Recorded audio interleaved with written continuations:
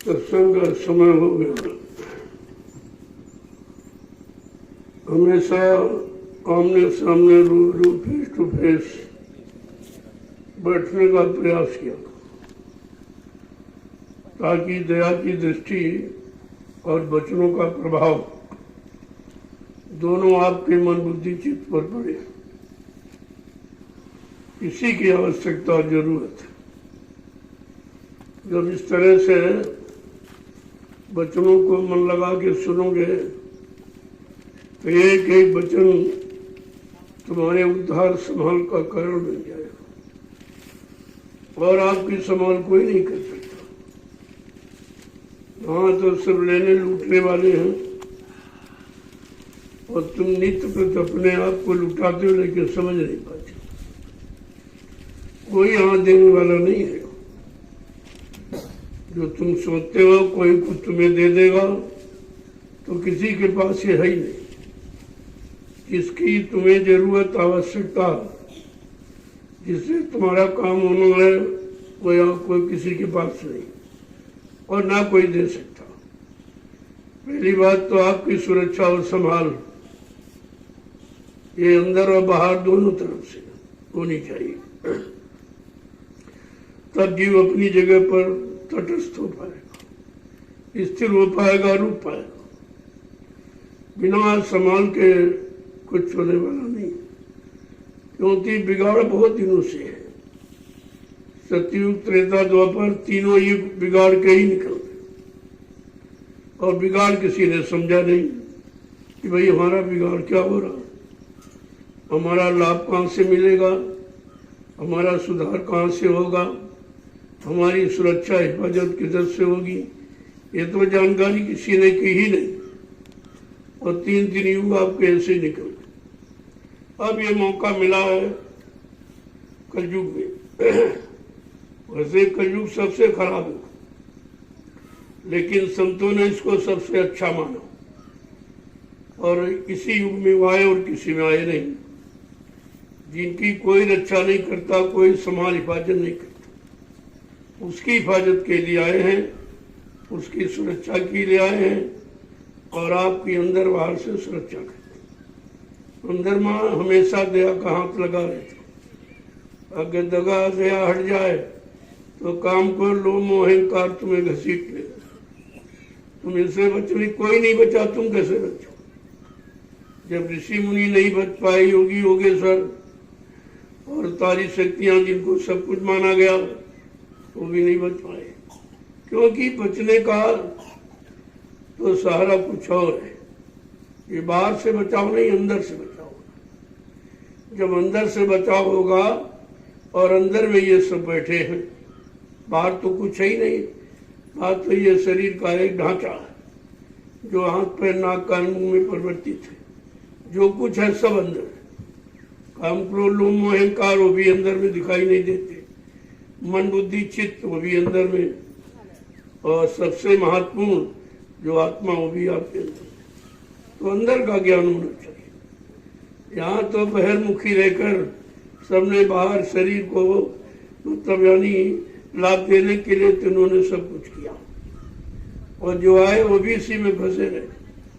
किसी ने अंतर्मुखी की बात तो की ही नहीं कि भाई अंदर में सब है तो बाहर में क्या कर रहे हो। वो बाहर बेचारे बने रहे, अंदर में कुछ जाना नहीं। अंदर के जानकार केवल संत महापुरुष हैं। वो तुम्हारे मन को जानते हैं, बुद्धि और चित्त को।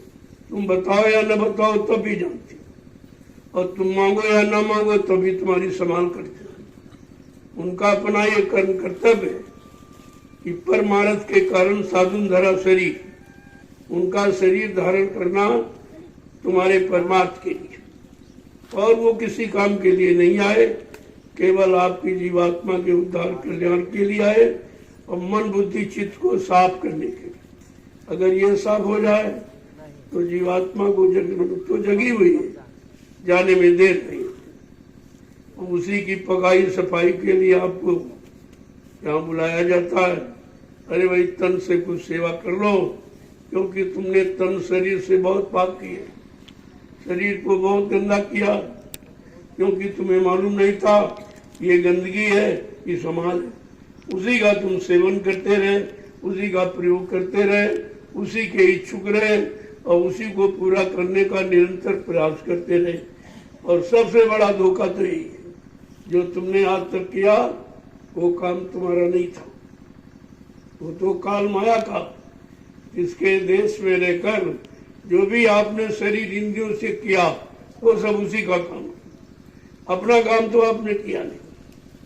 तभी महापुरुषों ने कहा है, करो निज काम कुछ अपना। अरे भाई, कुछ अपना भी काम कर लो, जिसके लिए मानव तन आपको मिला है। तुम अपना काम क्यों नहीं करते हो? तुम दूसरे काम में लगे पड़े हो और भूल भ्रम अज्ञानता में कह रहा हूं अपना काम कर रहे हो।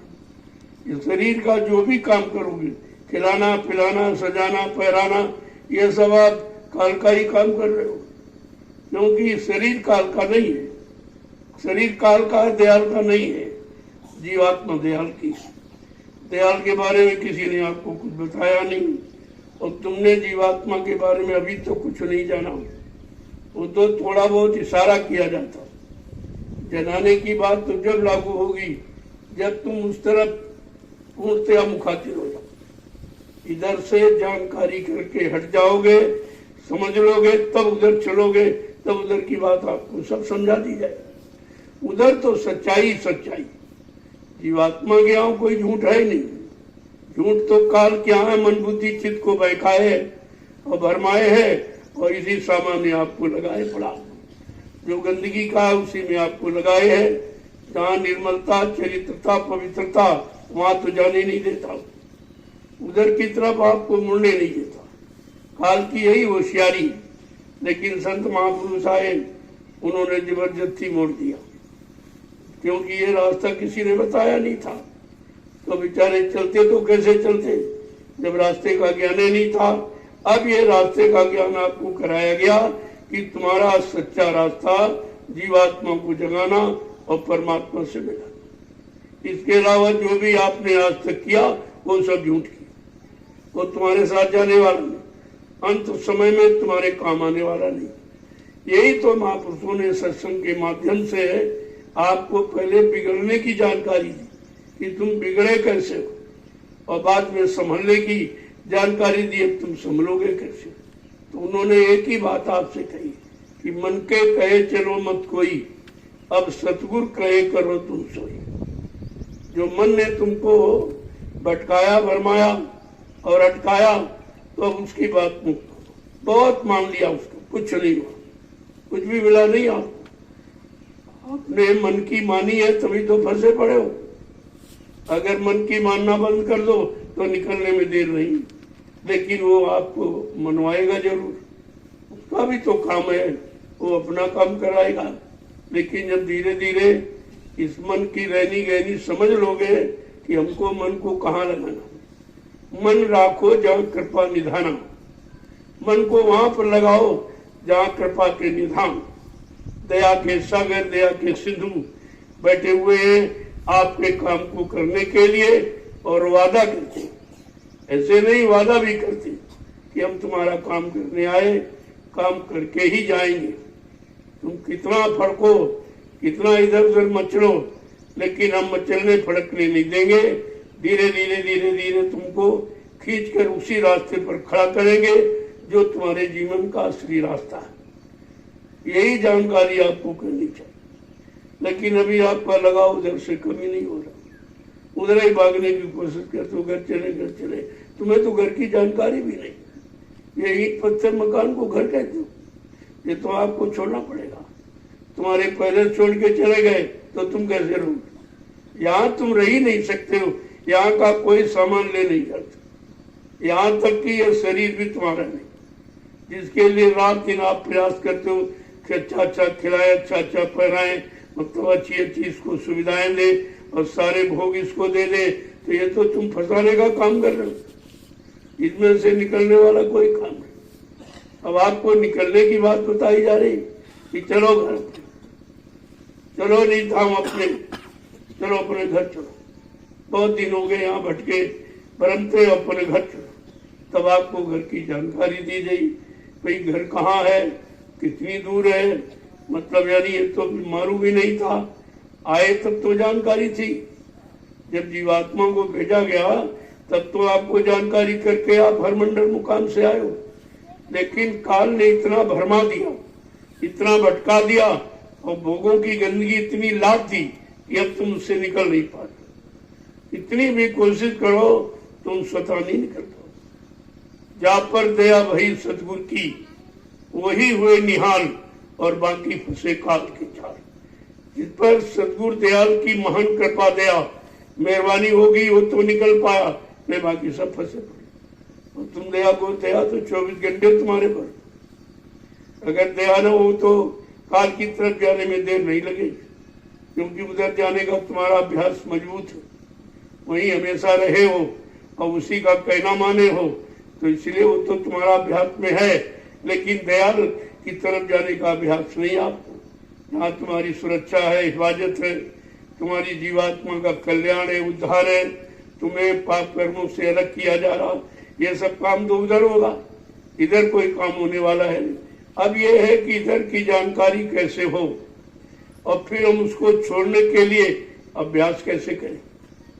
अभी तो जानकारी देने की थी, जब बहुत दिन हो गए करते करते करते तो धीरे धीरे आदत बन गई। अब तुम आदती हैबिचुअली बन गए हो, आदती बन गई, और आदत तुमको मजबूर करती। ये आदत कोई भी अच्छे काम की हो चाहे बुरे काम की, आदत मजबूर करती। तो अगर तुमको अध्यात्म की जानकारी हो जाए और अध्यात्म को पकड़ लो तो धीरे धीरे कहा भाई कुछ सुमरन करो, कुछ ध्यान करो, कुछ भजन करो, इससे मिलेगा कुछ नहीं। इससे तुम्हारा मन शुद्ध होगा, मन का अलगाव होगा। जो मन इधर फंसा है, यहाँ भी आप नाम में रूप में फंसे हो, किसी का नाम जान लिया, उसका चेहरा देख लिया, उसका रंग देख लिया, फंस गए आप उसी में तो फंसो तो, और वो असली है नहीं, वो है नकली। कुछ दिन एक बार रंग भी फीका हो जाएगा और शरीर भी बुढ़ा हो जाएगा। ये तो खत्म होने वाली चीज, ये एक समान रहने वाली नहीं है। तुमने देखा तो कुछ और कुछ दिनों के बाद हो गया कुछ, तो फिर आपकी अश्रद्धा हो जाएगी, तभी तो नफरत होती। देखते नहीं आप, इधर शादी हुई और 1 महीने बाद तलाक होने लगा, क्योंकि जो आपने देखा था वो तो मिला नहीं कुछ, तुमने कुछ और देखा था, तुमने सच्चा प्रेम दिया देखा, लेकिन जैसे शरीर से मिले तो प्रेम गंदा हो गया। तो गंदा होने वाला तरीका, सच्चा प्रेम वहां है जहां भोग की बात हो। भोग प्रेम नहीं, आसक्ति प्रेम नहीं। इसी बात तो आपको समझना है कि असली प्रेम किसे कहते, जहां कोई गंदगी नहीं, कोई स्वार्थ लोभ लालच नहीं, कोई किसी का यानी फालतू नुकसान करने का कोई इरादा नहीं। यहाँ तो प्रेम किया और बाद में गंदगी चले गई और प्रेम गंदा हो गया यानी हट गया, फिर बाद में रोना धोना शुरू हो जाता।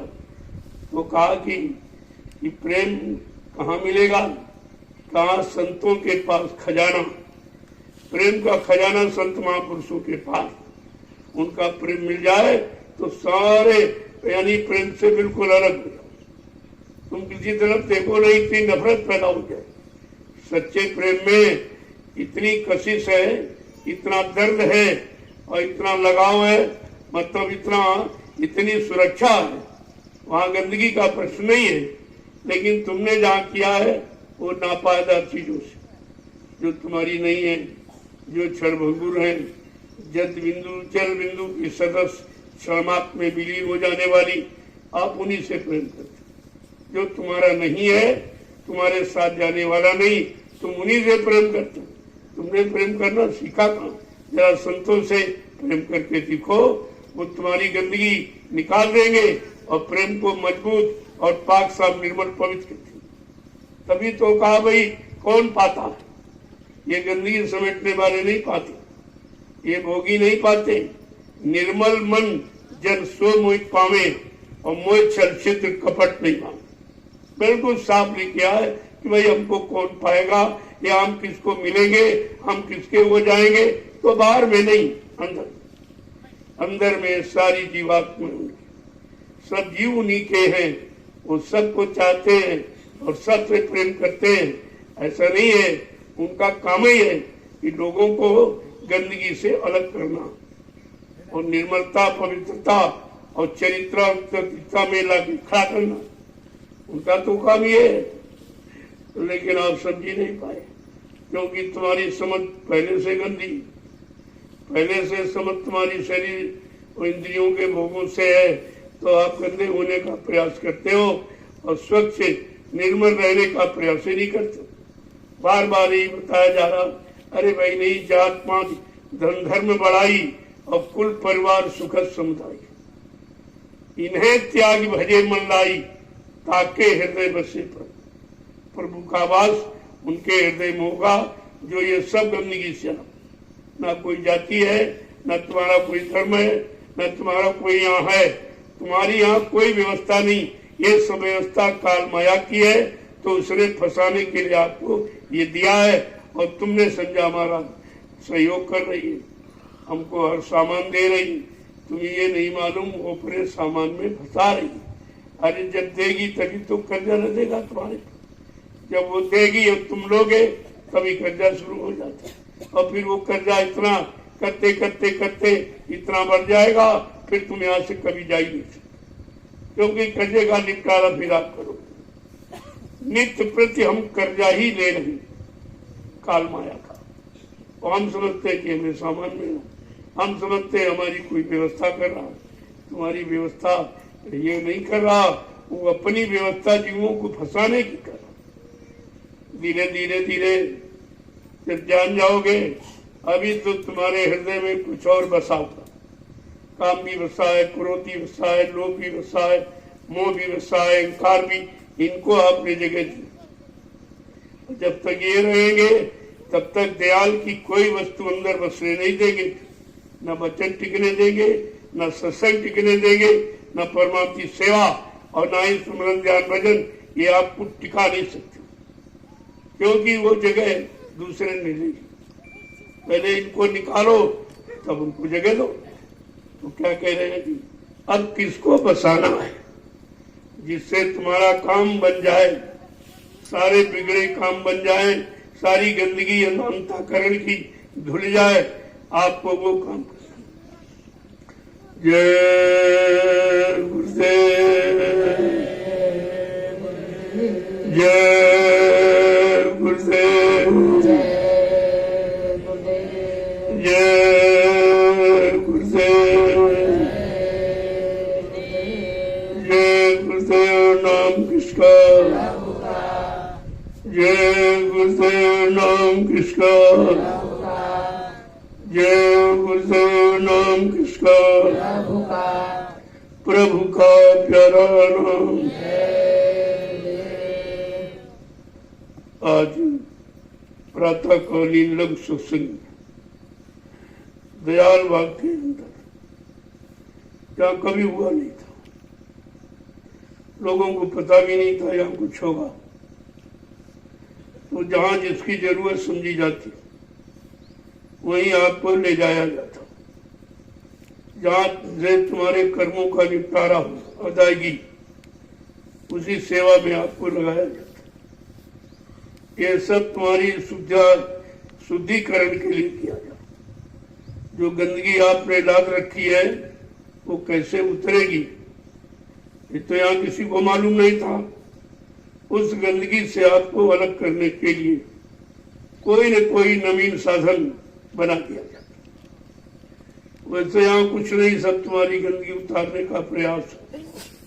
जो भी जमीन ली जा रही या जमीन पर जो भी कराया जा रहा, वो सब कर्मों की गंदगी उतारने की ही योजना, और दूसरी कोई योजना। अब तुम इसे कैसे समझोगे? तुमने तो कभी कर्म उतारे नहीं, और ना उतारना किसी ने आपको बताया। आज ये की नई व्यवस्था है कि जब तक जीव के किए गए मनसा वाचा कर्मणा, ये कर्म का निपटारा नहीं होगा, तब तक कोई जीवात्मा घर नहीं कर सकता। ये बंधन है, इसी बंधन को आपको तोड़ना। अब तोड़ने के लिए जो व्यवस्था बनाई जाती है उसमें आपको शंका पैदा हो जाती, ये क्यों कर रहे हैं, ये क्यों कर रहे हैं, ऐसा क्यों कर रहे हैं, वैसा क्यों। अरे भाई, ये सोचने का तुम्हारा विषय नहीं है। तुम्हारा विषय है कि हमारा कर्मों का निपटारा कैसे हो। हम सब बिछुड़ी भूली जीवात्माएं अपने घर अपने मालिक के पास कैसे पहुंचे। तुम्हारा लक्ष्य उद्देश्य ये होना चाहिए, इसके अलावा कोई उद्देश्य नहीं। आए हो जो सेवा मिले फौरन लग जाओ। ये मत देखो छोटी है बड़ी है कैसी है क्या, उनको ये सेवा दीजिए उनको ये, अरे उनके कर्म तुम्हारे कर्मों में अंतर है। जिसके जैसे कर्म है और वैसी उसको सेवा दी जाए। लेकिन तुम्हारा मन ये बाहर में देखने लगता, अरे सेवा बाहर में नहीं काम करी, बाहर में तो काम करते दिखाई देगी और काम होगा अंदर का। गंदगी हटेगी अंदर की, बाहर कोई गंदगी है ही नहीं। अगर हो गई तो पानी से धो डालते हो आप, तो बाहर तो आप धोना जानते हो कि भाई नदी का पानी है कुएं का मिल जाए, कोई पानी मिल जाए और तो गंदगी खत्म हो जाएगी। लेकिन ये तो चमड़ा गंदा ही रहेगा, ये कभी साफ नहीं। ये बाहर में है और बाहर की गंदगी इसके गंदा किया करती। आंखों की देखी, कान की सुनी और गानी मतलब मुंह से खाई और पैरों से चल के और हाथों से उठा के जो भी आपने किया वो गंदगी सब चल गई। तो उसको तो आप धीरे से पानी यानी डाला तो हट गई। लेकिन वो गंदगी जो अंदर में जमा है, जो तुम्हारी जीवात्मा को घर जाने में यानी मतलब रोक टोक बंधन लगा रही है, उस गंदगी के बारे में तो किसी ने बताया नहीं। ये कैसे ये संत महापुरुषों के पास इन सब का उपचार है। और उपचार वही है जो गानी खराब कम करके आपने गंदगी ला दी और वो निष्काम कर्म करा के गंदगी उतार देंगे। विधान वो भी कर्मों का ही, कर्मों के द्वारा चढ़ी गंदगी अब कर्मों के द्वारा उतरेगी। अब वो कौन से कर्म करे जाए जिससे गंदगी उतर जाए, हम पाक साफ निर्मल पवित्र हो जाए, हम सब अपनी घर की तरफ चल पड़े, अपने मालिक के पास पहुंच जाए, तो ये हमेशा का झगड़ा और झंझट आपका खत्म हो जाएगा। तो जब तक वचनों को नहीं सुनोगे आप कैसे बचोगे? तुम्हारे पास और कोई बचने का तरीका नहीं। तुम कहो कि कोई तीर तमंचा भाला बर्छी से बच जाएंगे, ये बचने का उपचार है। क्योंकि अंदर में ये जा नहीं सकते, अंदर में कोई तुम्हारी मदद नहीं कर सकता। जिनको आपने मददगार बनाया, माना कि माँ है बाप है भाई है बहन है ये है वो है पति है पत्नी है बच्चे, अरे भाई ये तुम्हारी मदद करने नहीं आए, ये तुमसे अपना कर्जा चुकाने आए। ये सब कर्जा चुकाने आए। कोई बेटी बन के आ गया, कोई बेटा बन के, कोई पति बन के, कोई पत्नी बन के, कोई नाते रिश्तेदार माँ बाप भाई, ये सब तुम्हारा कर्म कर्जा जो लदा है लिया, आपने दिया नहीं, वो अपना अपना कर्जा चुकाएंगे और आपको देना पड़ेगा। बड़े शौक से आते वैसे कह दिया जाए कि फला प्रांत में और फला जिले गांव में तुम्हारा कर्म कर्जा है, तो कहोगे क्या उल्टी सीधी बात करते, उस गांव को तुम जानते भी नहीं। तुम जानते नहीं तभी तो कर्जा बनाओ, जान जाते तो निपटा नहीं देते। वो काल ये भूल भलैया का वादा करा, काल ने दयाल से वादा कराया कि आप जबरदस्ती जीव के साथ नहीं करेंगे, तभी तो देर है। वो तो चुटकी बजाते पहुंचा दे, लेकिन नहीं, वो भी वचनबद्ध है। कहा भाई ठीक है, मैं आपके देश में आया हूं अपने जीवों का उद्धार करने के लिए, उसमें आप कोई दखलंदाजी नहीं करें। हम कैसे ले जाएंगे, किस तरह पहुंचाएंगे, ये तुम्हारी व्यवस्था नहीं। तो कहा ठीक हो आप करिए, लेकिन जबरदस्ती नहीं, जबरदस्ती उठाओ लेके चले गए। कहा हमारे कर्म, फिर हमारे कर्म कर्जे का क्या हो, वो हमको को हमारा कर्जा कौन देगा? तो कहा आप जबरदस्ती जीव के साथ नहीं और पिछले जन्म की याद नहीं दिलाएंगे, नहीं तो हमारा ये कर्म नहीं, कर्जा नहीं देगा। कहा आप पिछले जन्म की याद नहीं दिलाएंगे और जीव के साथ जबरदस्ती करके नहीं ले जाएंगे। कहा भाई ठीक है, तुम्हारे देश की बात है, तुम्हारे देश का नियम सिद्धांत मानूंगा, लेकिन मैं अपने जीवों को किस युक्ति से ले जाऊंगा वो तुमको नहीं बताऊंगा, ये युक्ति नहीं बताऊंगा और इसमें तुम कोई दखलंदाजी नहीं करूंगा। वैसे संत महापुरुष चाहे वो असीम पुरुष है, वो अनाम है, वो अगम है, अपार हैं, उनकी यहाँ कोई महिमा, कोई गणना गिनती कर ही नहीं सकता। लेकिन नसीब होते हुए भी बहुत सीमित यानी दायरे में काम करते, धीरे धीरे धीरे धीरे जीव को जगाते रहते। तो उसने पूछा, भाई कैसे आप ले जाओगे, कैसे जगाओगे? क्योंकि व्यवस्था तो यहाँ हमारी है, राज्य देश हमारा है, कानून हमारा, सिद्धांत, आप कैसे ले जाएंगे? तो कहा, भाई मैं 5 नामों के द्वारा, 5 नामों के द्वारा, उसमें तुम्हारा कुछ नहीं, इन 5 नामों में तुम्हारा कुछ नहीं, इसलिए मैं 5 नामों के द्वारा ले। तो बड़ा हंसा कर, ये 5 नाम क्या करेंगे, ये 5 नाम तुम्हारे क्या करेंगे? क्यों? कहना हमारे हैं 84 पासा और तुम्हारे 5 नाम की आशा। तुमको तो 5 नाम की आशा और हमने निकालने की और हमने फंसाने के लिए 4 खान 84 लाख ये जिस्म शरीर बनाए। तो दयाल ने कहा, रे भाई हमारे एक नाम में तुम्हारी सारी 84 सिमट जाएगी। जो पहला नाम आपको दिया गया वो काल भगवान का, इसलिए काल की पूजा उससे कराई जाती। अरे भाई उसके देश में हो, जरा उसका सम्मान कर दो तो तुम्हारा क्या बिगड़ेगा, और सम्मान कर दोगे तो मतलब यानी वो रास्ता दरवाजा खोल देगा, आप चले जाओ। वैसे इससे हमारा कोई मतलब नहीं, कोई दुश्मन की पूजा की जाए ये कोई सिद्धांत नहीं है। लेकिन जब दुश्मन के घर में बैठे हो तो झगड़ा करके नहीं जा सकते, उससे झगड़ा आप कर ही नहीं सकते। क्यों? काल बड़ा बरियार, वो अपने देश का राजा है और बहुत बलवान, उसने किसी को बख्शा नहीं, न ऋषि मुनियों को, न योगियों को, न ब्रह्मचारियों को, न अवतारी शक्तियों को, न ज्ञानी विज्ञानियों, सबको फंसा के रखा अपनी व्यवस्था में। और सब बेचारे इसी में फंसे रहे, राजपाट, धन दौलत, औरत, पति पत्नी, बाल बच्चे और सामान इसी में फंस के रहे।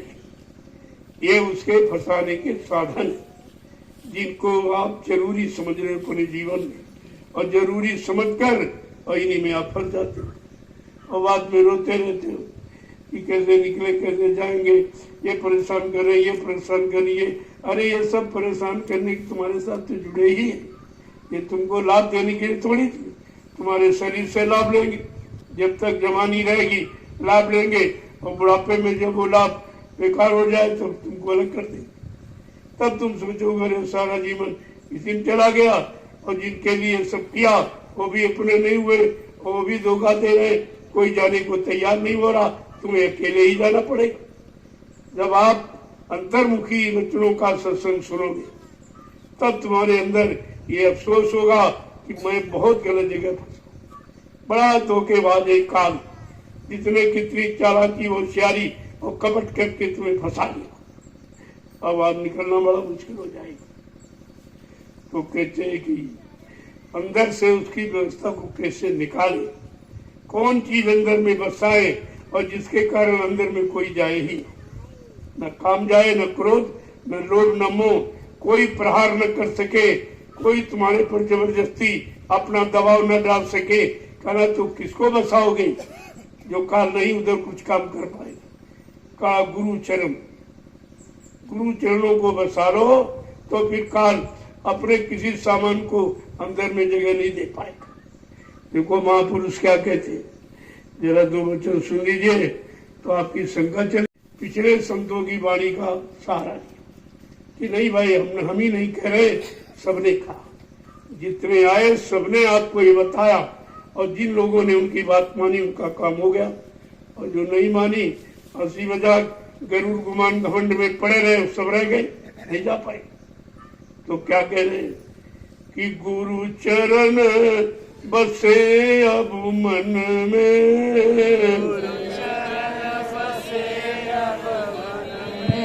गुरु चरण बसे अब मन में, गुरु चरण बसे अब मन में, मैं सेवूं दम दम तन में, मैं सेवूं दम दम तन में। देखो कितनी बड़ी बात। कहा अगर गुरु चरणों को स्थान दे दो तो काल का कोई सामान तुम्हें गंदा करने वाला वहां रह नहीं सकता, कि काल दयाल एक जगह नहीं रह सकते। काल का साम्राज्य अगर दाल चाहे तो मिनट में खत्म कर, क्योंकि काल का साम्राज्य दयाल की मौत से चल रहा। अगर दयाल अपनी जीवात्मा को निकाल ले तो सारे शरीर मुर्दा हो जाए, फिर कहाँ शासन चलेगा? अरे शासन तो चेतन पर होता है, जड़ पे शासन नहीं होता। और ये शरीर सब जड़ है, हमारा आपका सबका जड़ है। ये भी चलता फिरता क्यों है? वो जीवात्मा की शक्ति के कारण। ये ऊर्जा, ये शक्ति, ये ताकत जो तुम्हारे जड़ शरीर को चला रही है और सारे अच्छे बुरे काम आप कर डालते। अब जीवात्मा चला रही, तुम उसका कहना ही नहीं मानते, कहना तुम मन का मानते हो। उसने तो यानी अपनी शक्ति से उसको चलाया कि भाई अच्छी जगह जाए और अच्छे काम करे और अच्छा सोचे और शुद्ध भोजन करे, तो मतलब यानी ये गंदा नहीं होगा तो जल्दी काम हो जाएगा। लेकिन शरीर तो जीवात्मा चला रही, अब कहना तुम मन का मान रहे, और मन ने कहा नहीं नहीं ये ठीक नहीं।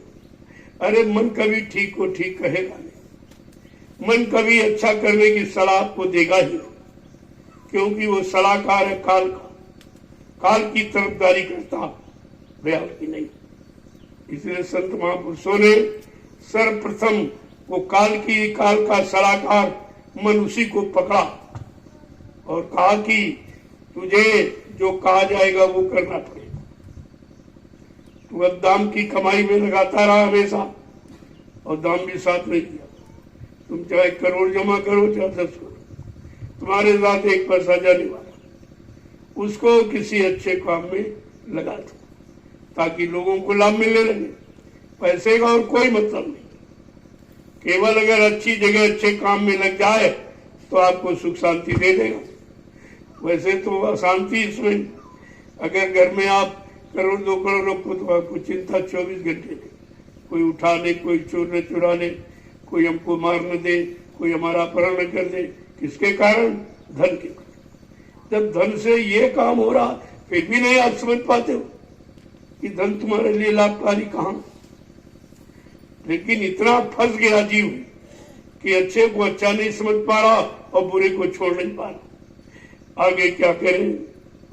जब गुरु के चरणों को अपने मन में बसा लोगे और का दमदम यानी हर पल घड़ी उसकी संभाल करते रहो, ये हटने न पाए, इनसे ध्यान हमारा अलग न होने पावे और इनसे हम दूर न जाने पावे, नहीं तो काल घसीट लेगा, फिर हम कभी निकल नहीं पाएंगे। आगे क्या कह रहे हैं?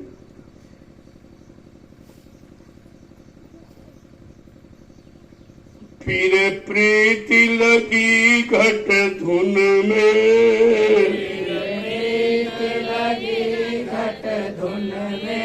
फिर प्रीति लगी घट धुन में, प्रीति लगी घट धुन में, चढ़ पहुंची पहली सुन में, चढ़ पहुंची पहली सुन में, गुरु चरण बसे जब मन में, गुरु चरण बसे जब मन में, मैं सेऊं दम दम तन में। मैं से दम दम तन में। कहते जब सच्ची प्रीति उनसे हो जाए कि उनकी प्रीत में कोई स्वार्थ लोभ लालच नहीं होता, वो परमार्थ की प्रीत है।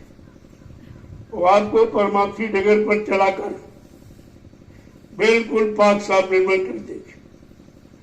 और जो मन गंदगी की तरफ बार बार जा रहा उससे हटा देगी।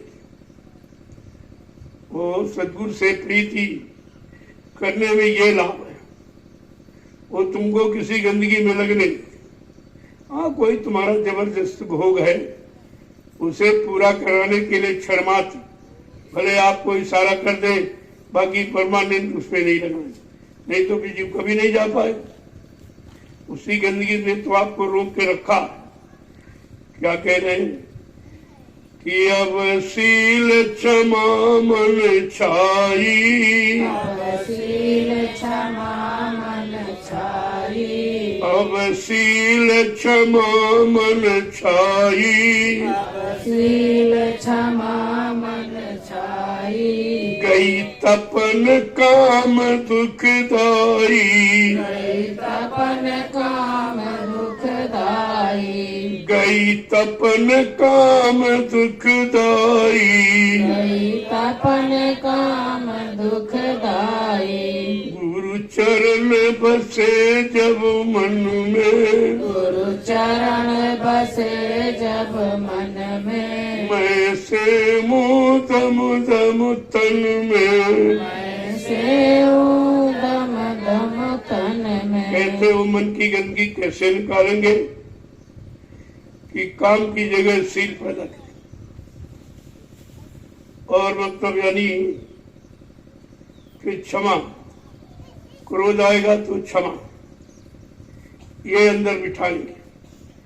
मतलब इनको काम, क्रोध, लोभ, मोह, अहंकार को हटाने के लिए शील, क्षमा, संतोष, विनय, विवेक, ये उसका काट है। अब इसको अगर बढ़ डाल देंगे तो ये रुक ही नहीं सकता। वहां एक दूसरे का विरोधी नहीं रुक सकता।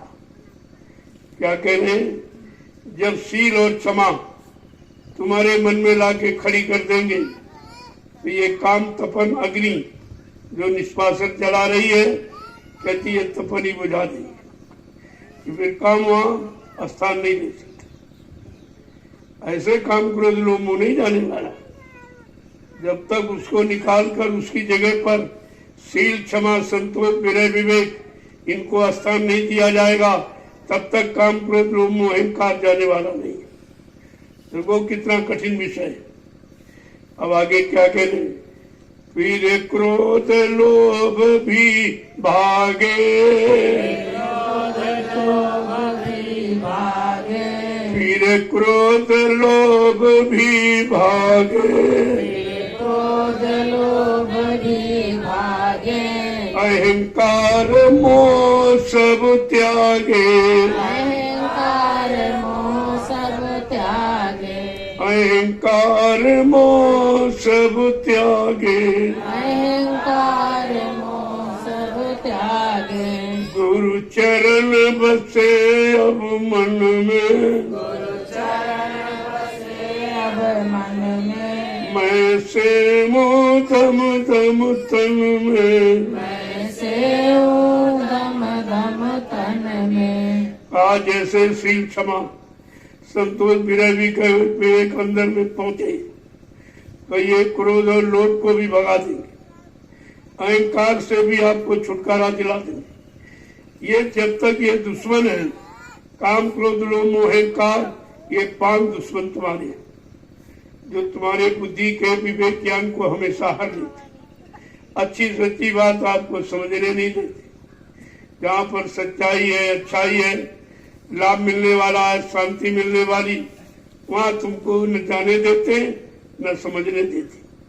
क्योंकि अगर ये नहीं करेंगे तो अपना स्थान नहीं बना पाएंगे। और आपको इनसे सबसे छुटकारा पाना, काम से, क्रोध से, लोभ से, मोह से। और धीरे धीरे अगर उनसे जुट जाओगे और अंदर में तुम्हारे मन में उनका स्थान बन जाएगा तो ये धीरे धीरे सब निकल जाएगा। आगे क्या कहें कि धुन 5 7 घट जागी, धुन 5 शब्द घट जागी, धुन 5 शब्द घट जागी, धुन 5 शब्द घट जागी, मन हुआ सहज बैरागी, मन हुआ सहज बैरागी, मन हुआ सहज बैरागी। मन हुआ सहज बैरागी। आज 5 नाम की ध्वनि जब अंदर में होने लगेगी, दुनिया बजने लगेगी, तो का मन ये तब बैरागी। जब उन 5 नामों की ध्वनियों को सुनने में लग जाएगा तब इसके अंदर पूर्ण वैराग पैदा। वैराग माने राग से अलग, दुख से अलग, काम से, क्रोध से, लोभ मोह, अहंकार, ईर्ष्या, राग, द्वेष से अलग। ये है त्यागी। त्यागी के मतलब कपड़ा नहीं पहनेंगे, बाल नहीं बनवाएंगे, ये कोई त्यागी नहीं। ये तो शरीर की बनावट में सब बेचारे तन की विरक्ति धारण करते और मन की विरक्ति कोई नहीं देता। और ये तन की विरक्ति धोखा दे देगी।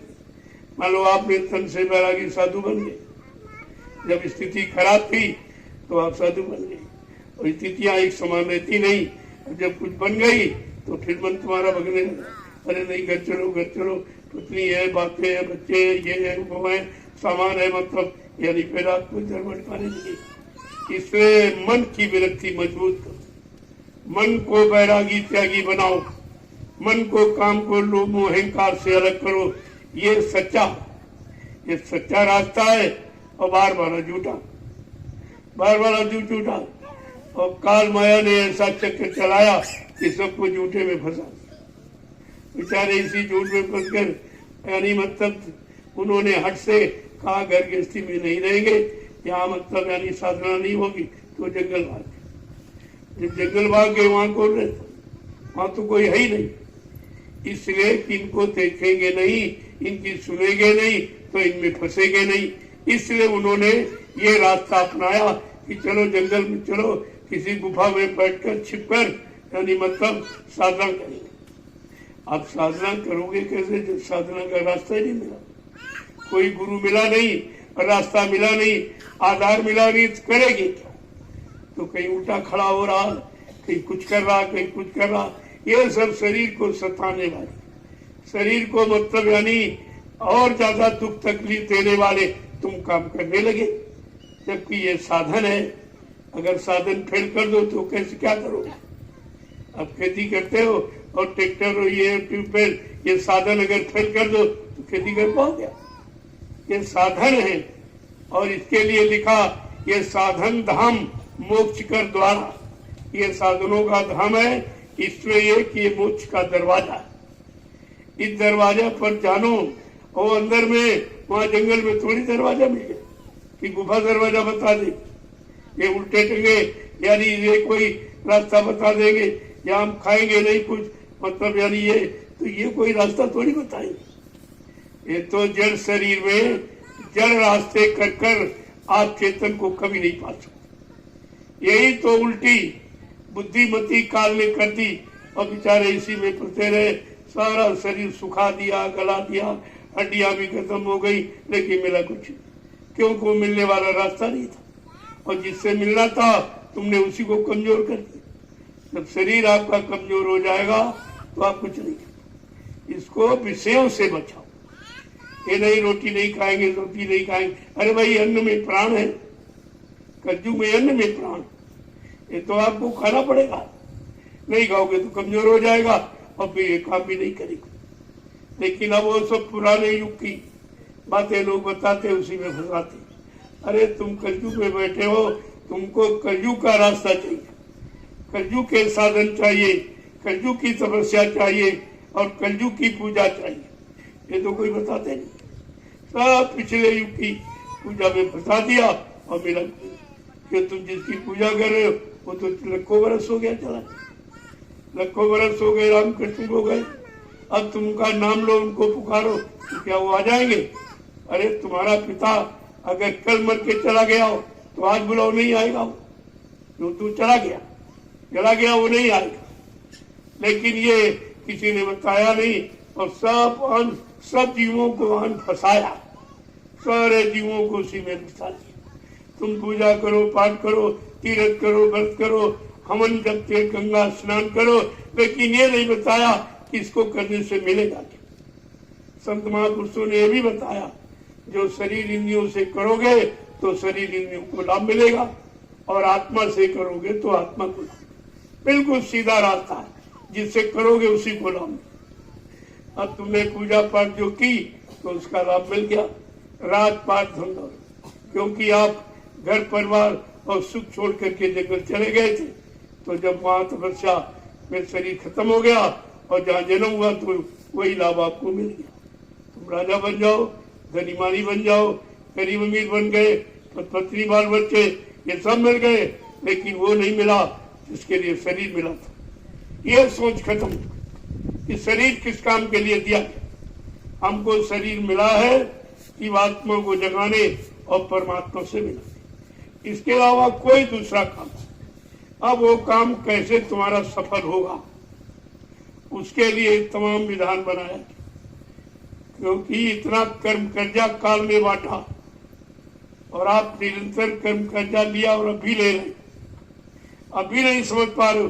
जब तक जागोगे नहीं ये कर्म कर्जा लेना बंद नहीं, और जब तुम कर्म कर्जा लेते रहोगे उसकी अदायगी के लिए आपको इसी मृत्यु लोक मंडल में ये जो 83,99,999 जिस शरीर योनिया बनाई इसी में बार बार जन्म देता है कि जाओ भाई इस कर्म का कर्जा इस शरीर में, इस कर्म कर्जा इस शरीर में देना। तो आपको कभी पशुओं में, कभी पक्षियों में, कभी जंगली जानवरों में, कीड़े मकोड़ों में आपकी जीवात्मा को व्यक्ति आ गया। जाओ भाई तुमने मन को साथी बनाया, अब ये संग दोष तुमको लग गया, जहां मन जाएगा वहां तुमको जाना पड़ेगा। अब बेचारी ये लाचार मजबूर, इसीलिए कहा संग साथ बहुत सोच के, जहां से तुम्हारी तरक्की हो उनसे सोचते नहीं दुनियादारों से, तो वैसे तो मिलो ही पर जरूरत पर, जब मिलो तो नजर नीचे, आंख से आंख मिला के अगर बात करोगे, तुम 5 नामों का जाप करते हो उसको दया मिलेगी, उसको लाभ मिलेगा, और उसका जो कर्म कर रहा है वो तुम्हारे को ट्रांसफर हो। ऐसे तुम दूसरों के कर्म लाते रहते। इसलिए संग दोष का बहुत प्रभाव, जब जीवात्मा पर प्रभाव पड़ गया, जो अजर अमर अविनाशी है उस पर प्रभाव संग दोष का पड़ गया, तो तुम तो बचने वाले ही नहीं। अब तुम्हें अच्छी जगह लगाया जा रहा, जहां से तुम भजन कर सको सब, लेकिन वो बात तुम्हारी समझ में नहीं है। तुम समझते हो हम अच्छा सोच रहे, तुम अच्छा तुमने कभी सोचा भी है तो सोच लोगे। तुम अपना भला जानते हो कि कर ही लोगे। तुम्हें कहाँ लगाया जा रहा, क्यों लगाया जा रहा, ये तो तुम्हारे कर्मों की अदायगी का स्थान बनाया जा रहा, लेकिन तुमसे भी अलग हो जाते। अब तुम इधर उधर मारे मारे घूम रहे हो, तुम्हारी कोई सवाल नहीं, न कोई तुम्हारे कर्मों की अदायगी करा देगा। वो तो जिनको मालूम है वो रास्ता बताते हैं कि चलो इस पर चलो, ये संबंध तो कहीं करना, अरे भाई यहाँ करोगे तुम्हारे कर्म कर्जे का निपटारा हो जाए, लेकिन जहाँ दूसरी जगह करोगे वहां तुमको मालूम नहीं है इससे हमारा कर्म कर्जा है कि नहीं, वो नया ही फिर बन जाए। तो इसीलिए जीव की अटक भटक मिटाने के लिए उसके साथ सब तरह का प्रयास किया जाए, लेकिन वो बेचारा समझ नहीं पाता। आगे क्या कह रहे हैं कि गुरु कृपा सूर्य उजाला,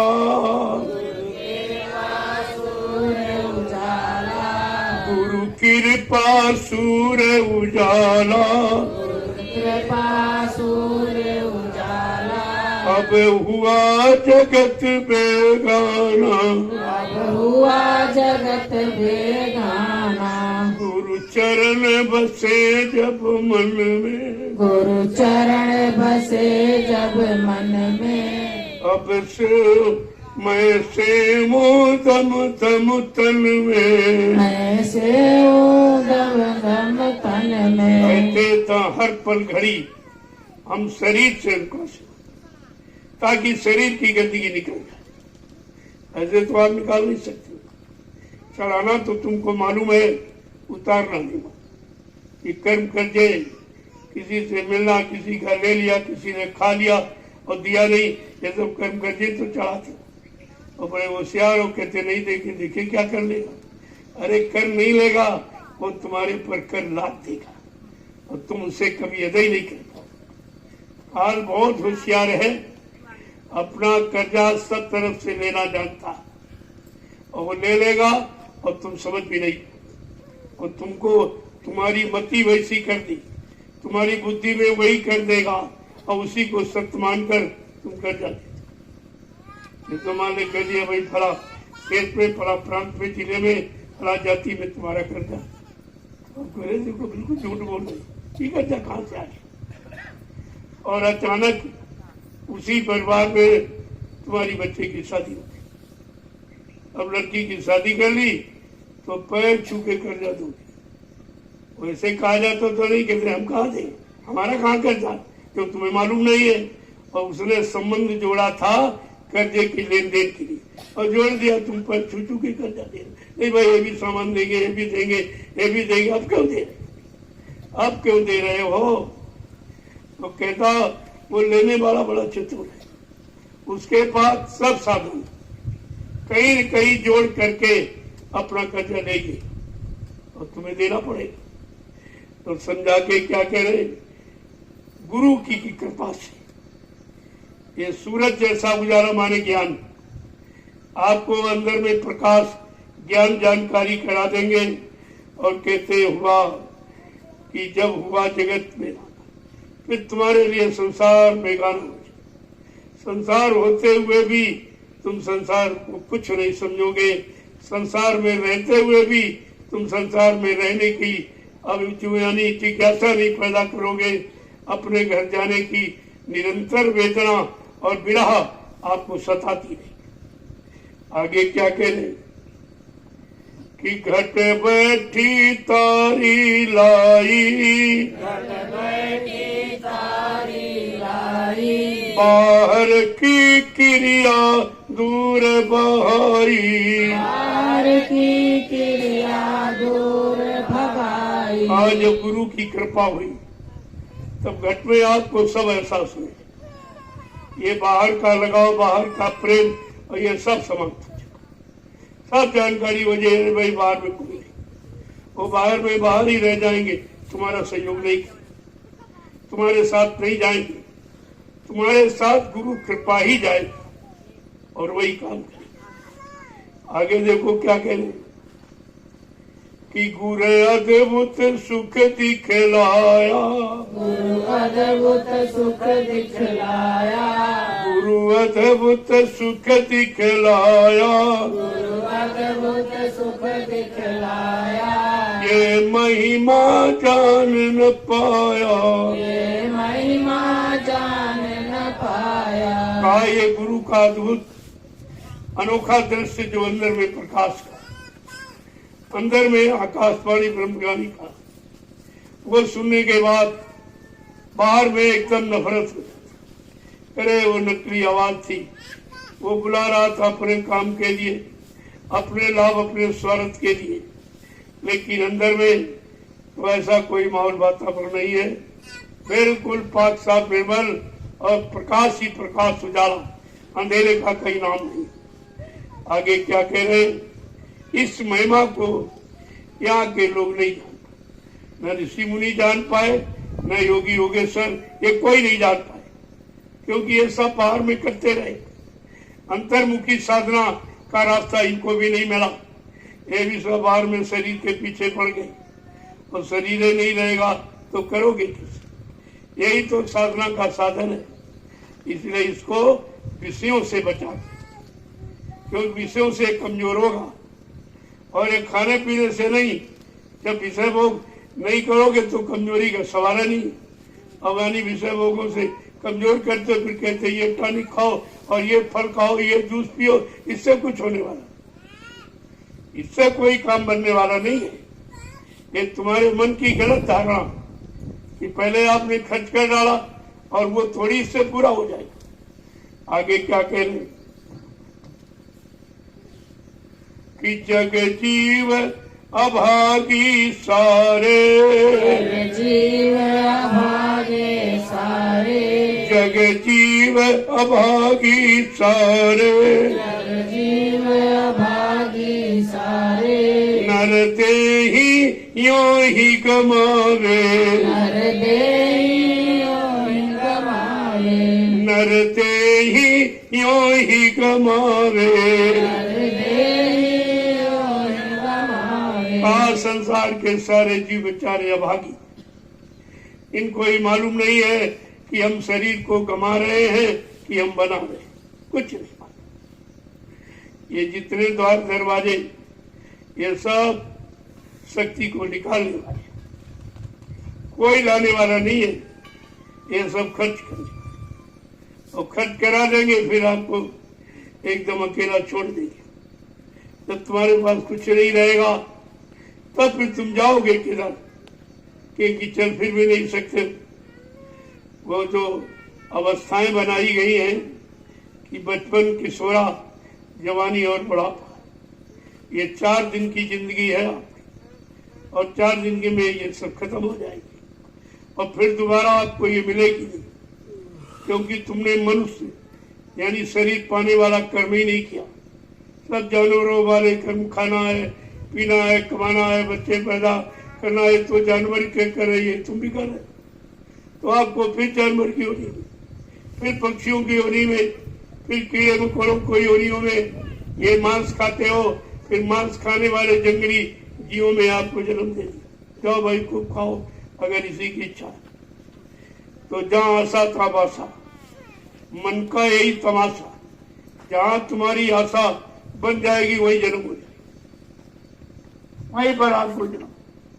अंतमति सोगति, अंत में जो इच्छा रह जाएगी वहीं पर आपका जन्म। इसलिए गोस्वामी महाराज ने लिखा कि ऋषि मुनियों ने बड़ा प्रयास किया, कोटि कोटि मुनि यतन कराई, लेकिन अंत नाम मुखावत। बड़ा प्रयास किया, अरे भैया समय में नाम ले ले, नाम ले ले, तेरा काम हो जाएगा। लेकिन जब लिया ही नहीं तो आदम उसके जवाब पर आएगा नहीं, उसकी जवाब पर नाम नहीं आए, इसने कभी लिया नहीं। इसलिए आपको अभ्यास कराया जा रहा हूँ, इतना अभ्यास चिंदे में कर लो कि मरते टाइम अपने आप उच्चारण हो तो उसी स्थान पर आपको पहुंचा दिया जाए। चलो भाई, इनको याद कर रहा, इनको बुला रहा है, इनकी तरफ इच्छा व्यक्त कर रहा, चलो इसको उसी नाम के लोक पे पहुंचा दिया। ऐसे जीव को जन्म देता। आगे क्या कह रहे कि वो गुरु से प्रीति न करते, गुरु से प्रीति न करते, वो गुरु से प्रीति न करते, गुरु से प्रीति न करते, क्यों जम के किंकर रहते, जम के किंकर रहते, गुरु चरण बसे जब मन में, गुरु चरण बसे जब मन में, मैं से मुँह तम तम तन में, मैं से दम दम तन में। अगर ये सब गंदगी से, पाप से, काल से, माया से और इस लोक में आना जाना, जन्म मरण, इससे छुटकारा चाहते हो तो गुरु से प्रेम करो, उनसे प्रेम करो। वो कहते मैं और कहीं से तो मिलता नहीं, न धन से, न सामान से, न जाति से, न तुम्हारे रूप रंग से, हालांकि किससे मिलते हैं? प्रेम से प्रकट हो मैं जाना। अगर सच्चा प्रेम जीव में है तो जहां चाहे वहां बुला ले, मैं प्रकट हो जाऊंगा और उसका यानी सहारा दूंगा, उसकी मदद करूंगा।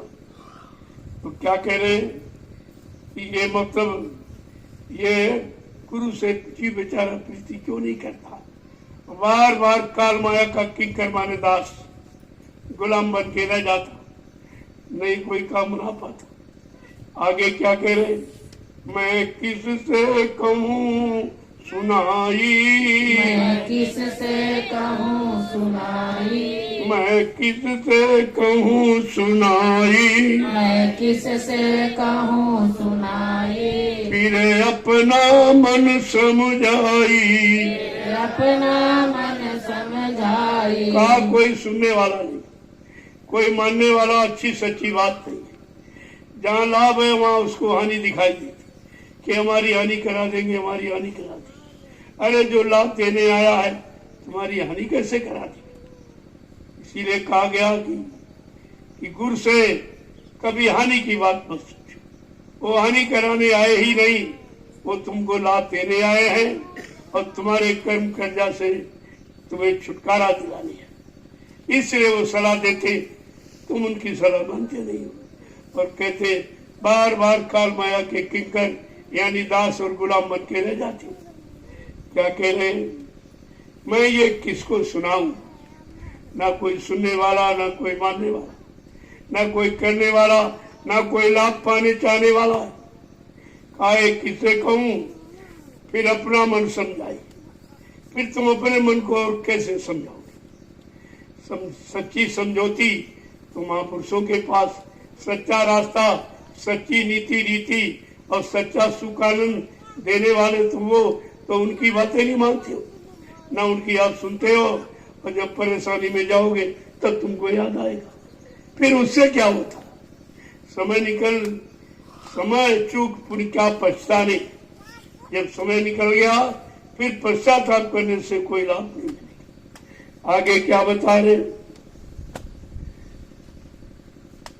कि तू तुरु मत दृढ़ कर भाई, तू गुरु मत दृढ़ कर भाई, अब छोड़ो तात पराई, अब छोड़ो तात पराई, अब छोड़ो तात पराई। अब छोड़ो तात पराई। कहते अपने मति अपनी बुद्धि विचार गुरु से जोड़ो, वो तुम्हारा सब काम करा दे, वो तुम्हारे काम के लिए उनका अपना कोई। साधु से होए न कारज हानि, साधु संत महात्माओं से कभी काम की हानि नहीं कि उनको आगा पीछा सब मालूम, कहाँ से तुम्हारा भविष्य बनेगा, कहाँ से बिगड़ेगा तुम्हें तो मालूम नहीं है। तुम वर्तमान का देखा भी नहीं समझ सकते हो, तो भूत और भविष्य की तो बात ही छोड़ दो। कहते कि अगर तुम अपने मत और विचार गुरु से दृढ़ता के साथ जोड़ लो तो कहते ये सब तुम्हारा काम हो जाएगा, और ये सब जो तुम्हारा नहीं ये पराया, इसको छोड़ो, अपने को पकड़ो। और तुम्हें यही नहीं मालूम अपना कौन, तुम्हें ये घर परिवार और समाज ही नहीं वाले को अपना कहते, जबकि ये तुम्हारे साथ तो कोई जाएगा न, तुम्हें कोई सहयोग करेगा न कोई मदद करेगा। अरे किसी से मदद की कहो तो कहेगा हमारी बात नहीं। ये बिगाड़ कर सकते, आपको अच्छाई से अलग कर सकते, लेकिन सच्चाई और लाभ से आपको जोड़ नहीं सकते। इनका ये काम नहीं है। आगे क्या कह रहे कि चल रे तू त्रिकुटी घाटी, चल रे तू त्रिकुटी घाटी, चल रे तू त्रिकुटी घाटी, चल रे तू त्रिकुटी घाटी, चढ़ सुन शिखर की बाटी, चढ़ सुन शिखर की बाटी, चढ़ सुन शिखर की बाटी। चढ़ सुन शिखर की बाटी। कहा सतगुरु की मानने से, उनसे सच्ची प्रीत करने से क्या क्या लाभ मिलेगा। तुम्हारी जीवात्मा काल माया के देश को छोड़कर अपने घर की तरफ चलने लगी।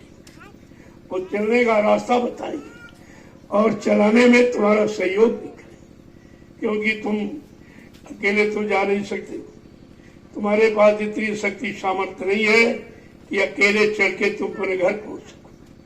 तो कहा ये सब तुम्हारा काम करेंगे, और मतलब यानी आगे आपको बढ़ाएंगे कि महासुन की तोड़ी टाटी, महासुन की तोड़ी टाटी, महासुन की तोड़ी टाटी, महासुन की तोड़ी टाटी, या भंवर गुफा की हाटी, या भंवर गुफा की हाटी। देखो गुरु की मानने पर क्या क्या मिलेगा, कहाँ कहाँ कैसे कैसे ले जाएंगे। इतने कठिन मोड़ हैं, मतलब यानी बहुत टेढ़े मेढ़े रास्ते, भंवर गुफा जैसा, तो वहां बेचारा जीव कैसे जाएगा। कहा वो सब तुमको साथ में लेके घुमाएंगे और दिखाएंगे, कहीं ठहरने नहीं देंगे, रुकने नहीं देंगे, तुम फंस जाओगे। जब यहाँ गंदगी में फंसे हो तो वहां तो गंदगी है ही नहीं, वहां सब पाक साफ लोग हैं, तुम हर लोग में फंस जाओगे। वहां तो स्त्रियों का ऐसा सुंदर सुंदरता का लोक है, यहाँ तो कुछ है ही नहीं। जब इस मल मूत्र और गंदगी के शरीर में फंस जाते हो तो वहां तो तुम निकल ही नहीं सकते। वहां भी तुमको गुरु की, हर लोक मंडल में गुरु की जरूरत है। जब तुम उनको अपना हाथ पकड़ा दोगे, उनकी पकड़ ढीली नहीं होती, वो वहीं छोड़ेंगे घर ले जाके। बीच में सब लोगों की सैर कराएंगे, अनुभव कराएंगे, दिखाएंगे, लेकिन यहाँ छोड़ेंगे नहीं, नहीं तुम फंस जाओगे फिर। और ऐसे ऐसे ब्रह्मा ब्रह्मलोक में फंसे पड़े, और विष्णु विष्णुलोक में फंसे पड़े, और शिव जी शिवलोक में, और राम जी साकेत लोक में, और कृष्ण गोलोक में फंसे, और देवी देवता देवलोक फंसे। क्यों? उनको ले जाने वाला कोई गुरु नहीं, उनका कोई सच्चा साथी नहीं। उन पर हमदर्दी करने वाला आज भी अपने लोगों में फंसे पड़े, उनकी जीवात्मा घर नहीं जा सकती। तो आप कितने उनसे भी अच्छे, ये तो कुछ नहीं तुम्हारे सामने, लेकिन तुम अपनी महिमा नहीं सोचते कि तुमको जिसने पकड़ा वो कितना महान है, और उनको तो किसी ने पकड़ा ही नहीं, तो बेचारे अपने लोग में पड़े, वही रात सुख कर रहे हैं, बार बार वही जन्म मरण का कारण बनाए। लेकिन तुमको तो निकलने का रास्ता मिला। तुम जिस लोक से तुम्हारी जीवात्मा जाएगी, उस लोक के जितने हैं मंडलाधीश सब तुम्हारी आरती करेंगे। आज सदगुरु का जीव अपने घर जा रहा। हमें तो ऐसा रास्ता मिला नहीं, कोई बताने वाला गुरु नहीं मिला, हम तो वहीं कोई पढ़े और ये अपने घर जा रहा। ये कितना भाग्यशाली, ये है गुरु की महिमा। आगे क्या बता रहे, एक एक चीज को कैसे, फिर सतपुरुष घर पाया, फिर सतपुरुष घर पाया, फिर सतपुरुष घर पाया, फिर सतपुरुष घर पाया, धुन बीना जाए बजाया, धुन बीना जाए बजाया। आज जैसे जैसे आगे आगे ले जाएंगे, हर लोग मंडल मुकाम से ले जाकर हर वहां के रहने वाले यानी मतलब मंडलाधीश से मुलाकात करें। कहा फिर आगे सतपुरुष का दरबार, वहां आपको पहुंचाया जो जीवात्माओं का घर है। तुम्हारे घर की बाउंड्री यहाँ से शुरू होती, सतलोक अलमलोक अगम और अनाम में समाप्त हो जाती। असली मुकाम यहाँ, ये तो पूरी बाउंड्री है सतलोक से लेकर और अगम लोक तक, अनामी धाम तक। कहते क्या है, फिर सत्य पुरुष घर पाया, गुरु की दया से फिर अपने सत्य पुरुष का जो सबका मालिक है, सबका सृजनहार, सबका रखवाला है, उसका घर पाया। वहां पहुंची और धुन बीना जाए बजाया। वहां पर बड़ी अच्छी धुन, बीन की धुनी वो है, बीन बांसुरी वहां बजती है। इतनी मतलब मिठास, इतना आकर्षण है तो यहाँ किसी बाजे में।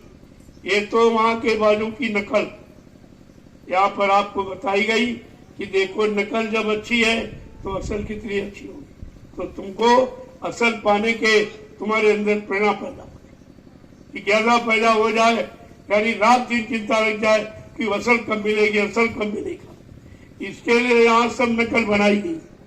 ये मंदिर बनाया गया समझाने के लिए, जैसे ईट पत्थर का मंदिर, ऐसे भगवान ने तुम्हारा ये मंदिर बनाया। उसमें पत्थर की मूर्ति, इसमें जीवात्मा चेतन मूर्ति है। ये सब आपको, उसमें खर्चा है, इसमें कोई खर्चा नहीं है। अगर इस मंदिर का जानकार मिल जाए और इस मंदिर की मूर्ति के बारे में जानकारी दे दे, ये किसकी मूर्ति है और कैसी है, और वो मूर्ति तुम्हारी है। जीवात्मा तो तुम्हारी मूर्ति है और तुमको जीव को अपने मूर्ति के बारे में ज्ञान नहीं। इसलिए वो पत्थर की मूर्ति पर समय बेचारा खराब करा, क्या करे, उसको असली मूर्ति, असली मंदिर की जानकारी नहीं दी। आगे क्या कह रहे कि सुनी अलख अगम की बतियां, सुने अलख अगम की बतिया, सुनी अलख अगम की बतियां, सुने अलख अगम की बतिया। कुछ कहूँ न पुरुष अनामी, कुछ कहूँ ना पुरुष अनामी। क्या कहूँ, क्या वर्णन करूँ। वो तो अनामी महापुरुष इतना सुंदर है कि जिसकी सुंदरता का यहाँ कोई मतलब मिसाल नहीं, कोई उदाहरण नहीं। क्या कह रहे हैं कि पिया पर से सतगुरु स्वामी, पिया पर से सतगुरु स्वामी, पिया पर से सतगुरु स्वामी, पिया पर से सतगुरु स्वामी। कुछ कहूँ न पुरुष अनामी, कुछ कहूँ ना पुरुष अनामी। आज ऐसे उनके अमृतमय चरणों का स्पर्श किया, क्या महिमा कहूँ, क्या यानी मतलब वखान करूं, वो तो होता ही पानी जवान से नहीं। या भेद मेरी आरत सबसे न्यारी, मेरी आरत सबसे न्यारी, मेरी आरत सबसे न्यारी, मेरी आरत सबसे न्यारी। कोई समझेगी पिया प्यारी, कोई समझेगी पिया प्यारी, कोई समझेगी पिया प्यारी। कोई समझेगी पिया प्यारी। हाँ, वो प्रार्थना, वो बंदगी बिल्कुल अलग है, एकदम न्यारी है। कहा ये राज रहस्य कोई उस प्यारी शिव जीवात्मा जो सूरत की, जो सूरत मालिक की प्यारी हो गई, वही इस रात को समझेगी। आगे क्या कह रहे, ये भेद अथाह बखाना, ये भेद अथाह बखाना, ये भेद अथाह बखाना। बिन संत न कोई जाना, बिन संत न कोई जाना, बिन संत न कोई जाना। बिन संत न कोई जाना। कहा ये भेद बड़ा था, बड़ा गम है, इसे जवान से बखान नहीं किया जा सकता और कलम स्याही से कागज पर लिखा नहीं। ये अनुभव का, जब जो जीवात्मा पहुंची उसने अनुभव किया, और जब अनुभव वाली इधर भेजी गई, जाओ सबको यहाँ का भेद दे दो, शायद कोई तैयार हो जाए, तब यहाँ पर आपको बताया जाता। आगे क्या कह रहे, कर्मी जीव जग के अंधे, कर्मी जीव है जग के अंधे, कर्मी जीव जगत के अंधे, कर्मी जीव जगत के अंधे। सब फंसे काल के फंदे, सब फंसे काल के फंदे, सब फंसे काल के फंदे। सब फंसे काल के फंदे। आए बेचारे कर्मी जीव जो जगत के कर्मों को किया, आध्यात्मिक कर्म नहीं किया, भौतिक, जब भौतिक कर्म किया, अब ये बेचारे इतना फंस गए हैं कि अब निकल ही नहीं सकते। तो इनको निकालने के लिए इन पर दया की, अब वो दया को भी फेंक देता, उनको बच्चों को सुनता ही नहीं, उनकी नेक अच्छी सलाह को मानता नहीं, तब ये सब काम इसका कैसे होगा। आगे क्या कह रहे हैं, उनसे नहीं मही कहना चाहिए, उनसे नहीं कहना चाहिए, उनसे नहीं कहना चाहिए, उनसे नहीं कहना चाहिए। ये गुण छिपाए रहिए, ये गुण छिपाए रहिए, ये गुण छिपाए रहिए। ये गुण छिपाए रहिए। कहते ज्ञानी हो तो ज्ञान से कहिए, और मूर्ख हुए तो मौन हो जाइए। ऐसे मूर्खों से ये वर्णन नहीं करना चाहिए, वो बेचारा क्या समझेगा। ये क्या कह रहे, तुम्हारा समय खराब होगा, उनकी समझ में नहीं आएगा। कहते कि उनसे ये कहना नहीं चाहिए। ये जो सात शब्द है, ये राज है, जो रहस्य गुण है जीवात्मा परमात्मा के मिलन का इसको छिपा के सबसे मत कहो, क्योंकि तुम्हारी सच्ची अच्छी बात नहीं मानेगी, तुमको क्रोध आ जाएगा। कहते समझाने और क्रोधी बन के वापिस लौट आए, इसलिए कहते नहीं, ज्ञानी हो तो ज्ञान से कहिए, और मूर्ख हो तो मौन। आगे क्या कहें कि सूरत सात कमाई करना, सूरत सात कमाई करना, सूरत सात कमाई करना, सूरत सात कमाई करना। सुमिरन में तन मन देना, सुमिरन में तन मन देना, सुमिरन में तन मन देना। सुमिरन में तन मन देना। इसलिए कहना बताना नहीं, और अपनी जीवात्मा सूरत को शब्द से जोड़ना, ये काम शब्द की कमाई करो। जैसे यहाँ संसार की वस्तुएं पाने के लिए दाम की कमाई करते। ऐसे जीवात्मा को मालिक से मिलाने के लिए, अपना घर पाने के लिए नाम की कमाई करनी चाहिए। ये दोनों कमाई का फल अलग अलग है। आगे क्या करें? गुरु दर्शन बहुत निरखना, गुरु दर्शन बहुत निरखना, गुरु दर्शन बहुत निरखना, गुरु दर्शन बहुत निरखना, धुने अनहद नित्य परखना, अनहद नीत परखना, धुनि अनहद नित्य परखना। उन्हें अनहद नीत परखना। कहा गुरु का दर्शन नित्य करो, हर रोज प्रतिरोज करो।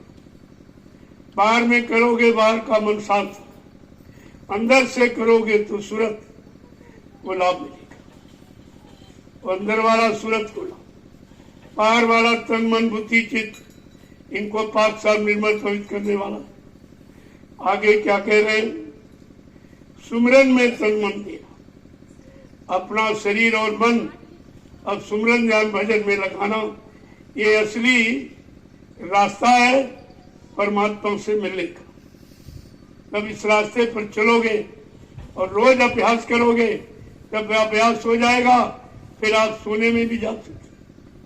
शरीर तो सोने का मतलब शरीर थक जाता तो गिर जाता है, लेकिन मन बुद्धि जीवात्मा ये तो कभी नहीं सोते। जब ये बाहर का अभ्यास पक्का हो जाएगा तब सो जाओगे। कहते भी कान में उंगली डालो और सो जाओ। ध्यान करते करते, नाम लेते लेते, रूप देखते देखते, आवाज सुनते सुनते सो जाओ तो तुम्हारा सोना भी भजन में मान लिया जाएगा। देखो कितना सरल किया गया जीव की, क्योंकि जीव कमजोर है। कमजोर जीव को सब तरफ से सहारा दिया जाएगा तब ये कर जा सकेगा। आगे क्या कह रहे हैं? सत्संग की चाहत रखना, सत्संग की चाहत रखना, सत्संग की चाहत रखना, जब डील बने तब करना, दिल बने तब करना। यानी जब मन राजी हो, मन शांत हो तब करना। ऐसे जबरदस्ती बैठ गए कि जल्दी जल्दी कर लो ये काम करना, तो ऐसे वजन का कोई लाभ। जब ये मन इच्छा करे कि नहीं सब काम हो गया, ये काम बच नहीं, तब आप बैठो तो उसमें दया हो गया।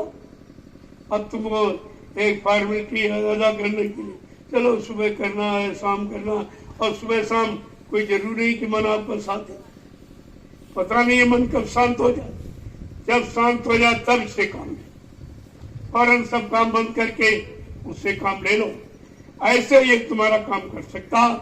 अपनी लगन में इसको लगाना बड़ा मुश्किल है। चलो इसकी लगन में लग जाओ, और ये काम बनाना है, इसको कंट्रोल नियंत्रण में लाना है, तो कुछ उसके अनुसार भी करना, लेकिन अच्छी से अच्छी सलाह मानना है, पूरी सलाह नहीं। आगे क्या कह रहे हैं?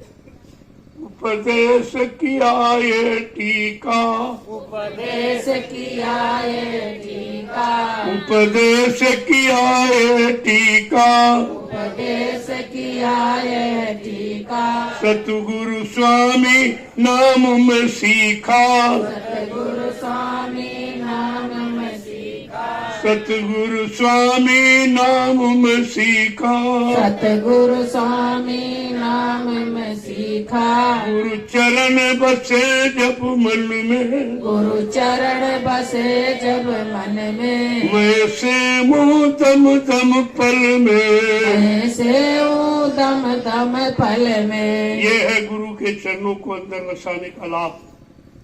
ऐसे काम ये बाहर में तो आपको जो मन बाहर में बहक गया, फंस गया, मतलब यानी लग गया, तो उसको धीरे से मोड़ने की आपको बाहर में बच्चों सुनाए जा रहे, बाहर में आपको सुमरन ध्यान भजन कराया जा रहा, बाहर में परमार्थी सेवा में लगाया जा रहा, कि किसी तरह से ये बहिर्मुखी मन अंतर्मुखी बन जाए, तो अंदर में साधना में लग जाए। प्रयास तो यह किया जाए, तुम्हारे साथ निरंतर प्रयास किया जाता, किसी समय बंद नहीं रखा। और इसीलिए वो भी सुमरन ध्यान भजन करते, क्योंकि जीव तो करता नहीं है, उसके बदले भी तो करना है। क्योंकि निकालने का ले जाने का वादा, अब वो कह रहा नहीं करेंगे। तुमने वादा क्यों किया? तुम्हारे में शक्ति नहीं थी तो क्यों वादा किया? ले नहीं जा सकते थे तो क्यों वादा किया? पहुंचा नहीं सकते तो वादा क्यों किया? हाँ, वो तो वचनबद्ध, वो तो ले ही जाएंगे, लेकिन कुछ तुम करो और कुछ मैं करूं, इसमें मालिक की दया हो जाएगी। ये आपको नित्य बताया जाता है। महापुरुषों ने यही कहा रे भाई, कुछ तुम करो कुछ मैं करूं, और कुछ में तुम्हारे करने में मालिक की दया हो जाएगी।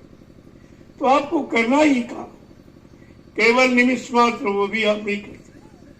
चलो नहीं करते तो सेवा में नहीं करते, ये तो कर सकते। देखो, भजन में नींद आ सकती, सत्संग में नींद आएगी, लेकिन सेवा में नींद, मिट्टी डोले में नींद नहीं आ सकती। तो कितना सेवा कितनी अच्छी है जो तुमको तंगा उंगाई जमुआई ये सबसे बचा रही है।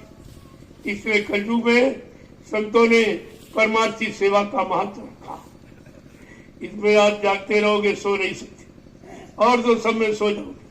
भजन करने में नींद आएगी, सत्संग सुनने में नींद आएगी, लेकिन सेवा में नींद नहीं।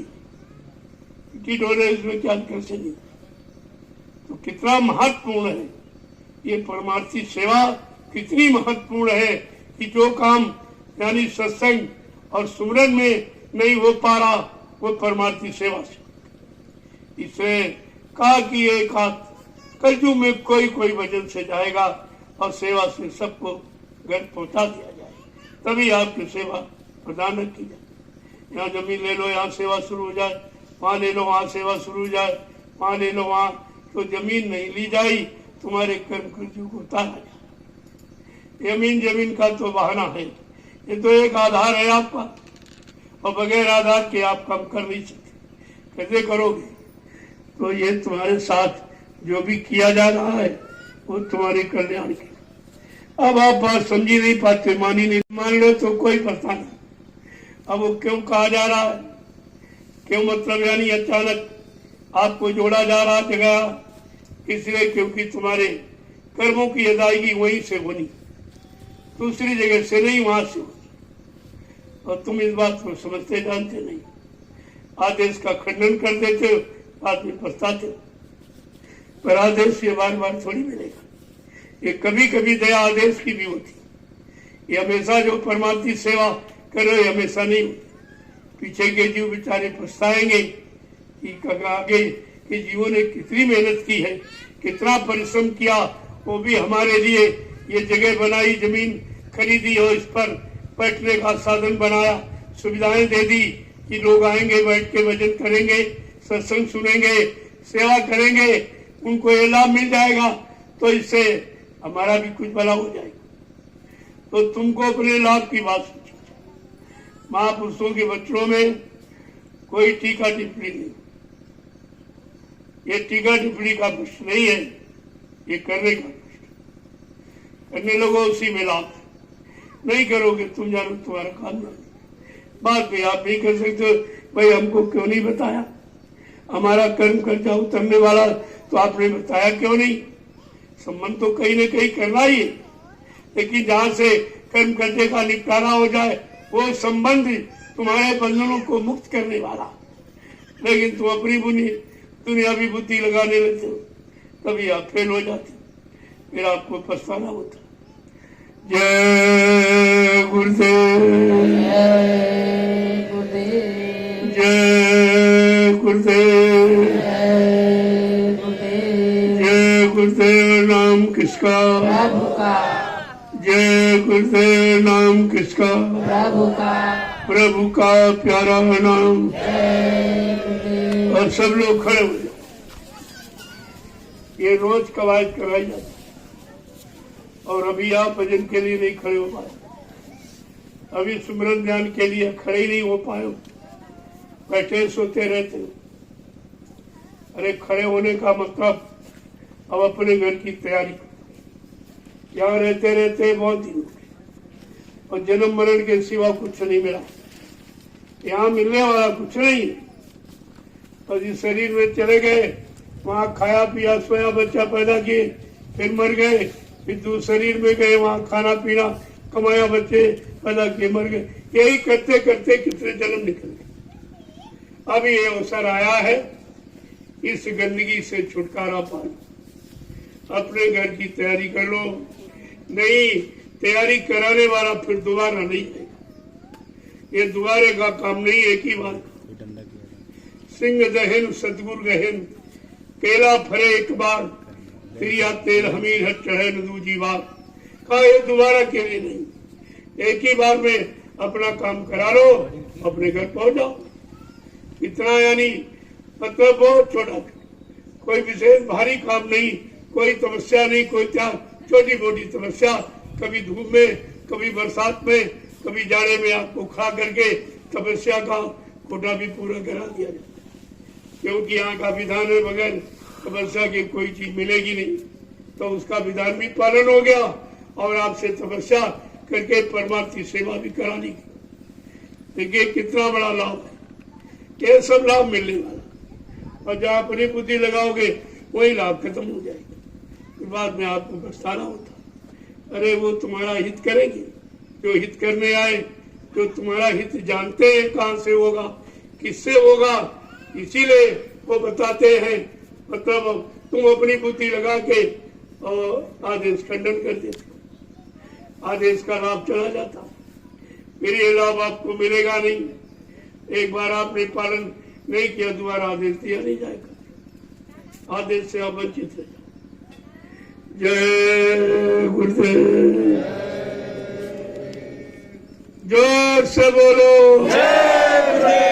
सब मिल बोलो, बोलना होगा, अभी से बोलो, दुख दर्द हरेंगे, सब कष्ट मिटेंगे, सुख शांति मिटेंगे, सबके दाता, सबके मालिक, प्रेम से बोलो, ये नाम नहीं इंसान का,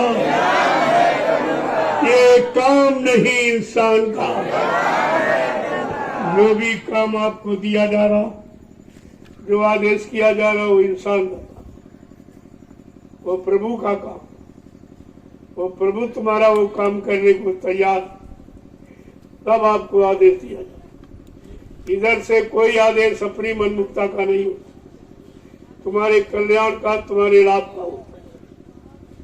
यही है बात जब अर्जुन ने नहीं मानी, कृष्ण की, उसको नरक जाना, साथ रहते हुए भी 24 घंटे, और बात नहीं मानी, और ये भी नहीं मान पाया कि भगवान ये शक्ति है, ये दुष्टों का संहार कराने के लिए आई, ये उसके दिमाग पे नहीं आया, अपने पर लागू किया कि हमने महाभारत किया, हमने मारा, हमने ये किया।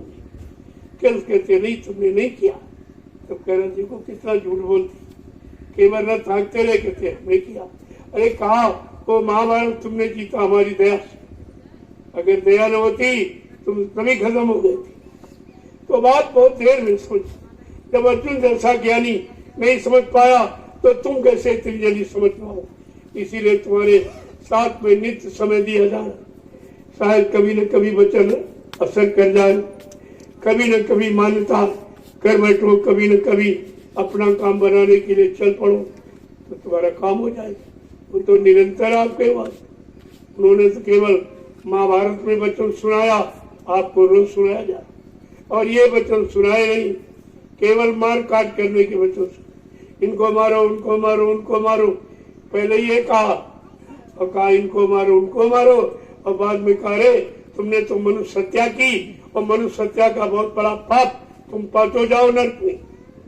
बेचारे हिमालय पर चले गए और हाथ हत्या कर दी, गल गए सब हाथ, भगवान और भक्त दोनों हाथ हत्या, और दोनों प्रतियों ने चले गए। उनका छुटकारा नहीं हुआ, तुम्हारा कैसे हो? तुमको ये सब इतिहास पढ़ना चाहिए। इनको भगवान कहा और भक्त कहा, न भक्त का न भगवान का। जब किसी का कल्याण नहीं हुआ तो तुम्हारा कैसे हो जाए? तुम तो भक्त भगवान कुछ भी नहीं हो, लेकिन तुम्हारे साथ भला करने वाला है, तुम्हारा भला करने वाला है, इसलिए तुम्हें चिंता नहीं। कहते जीव मत करना फिक्री। अरे तू क्यों फिक्र कर रहा, तेरे बस का तू है ही नहीं, फिर तू चिंता क्यों करता। फिर अब उन्हीं पर सौंप दे कि तुम जानो तुम्हारा काम। कृष्ण यही कार्य तू नहीं कुछ समझ पा रहा, तेरी बुद्धि नहीं काम कर रही, तो हमारे पर समर्पित कर दे, लेकिन नहीं सौंपा। वो अहंकार जब घुस जाता है, जब बुद्धि में कुबुद्धि आ जाती, तब अच्छी सच्ची बात समझ में नहीं, तब गुरु भी और समझाने वाला भी दुश्मन दिखाई देता। अभी तो आप समझते नहीं हो। जय गुरुदेव। चलो आप लोग, शाम को मिलूंगा, सबसे मिलता हूँ, प्रसाद देता हूँ। फिर बार बार ये समय खराब न करो, उस समय सेवा में रखो।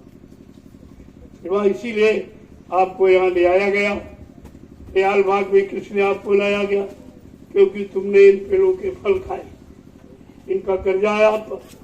तो इनकी गुड़ाई है, इनकी सफाई है, सिंचाई है, दवा देना, मतलब यानी ये सब काम कर दो तो इनका कर्जा आपका खत्म। तो कितना गुण राज है ये, कर्म कर्जे की अदायगी का बहुत गुण है। इसको आप इतनी जल्दी नहीं समझ पाओगे। जब सत्संगों में आओगे तब तो तुम्हारी गैरहाजिरी रहती। जब बच्चा रोज स्कूल जाता था तो फेल ही हो जाता, तो तुम तो कभी कभी आते, तुम कैसे पास? तुम तो कभी कभी, कभी महीना, कभी 2 महीना, कभी 4 महीना। अरे 8 दिन बच्चा स्कूल में जाए तो कोर्स उस पर भारी हो जाता, फिर उसका मन नहीं लगता, ये पूरा कैसे करे, फिर तो बहुत कोर्स हो गया। फिर जब रोज आते जाते रहोगे तो तुम्हारे पर भार नहीं लगेगा, और आप कर नहीं पाते। कोई तो साल के बाद आता। दिखाती ये है, बरत दिवस नहीं कर सके ताको लागे दोष, कहे कबीर तादास की कभी न होवे मोक्ष। कहते बरत दिवस, पहले तो रोज करो, हर दिन करो, हर सप्ताह में करो, एक पखवाड़ा 15 दिन में, 1 महीने में, 3 महीने में, 6 महीने में, अगर साल में भी एक बार नहीं करता, ताको लागे दोष, उसको दोष लगता है। सत्संग में आपकी हाजिरी ज्यादा होनी चाहिए, संसार में कम।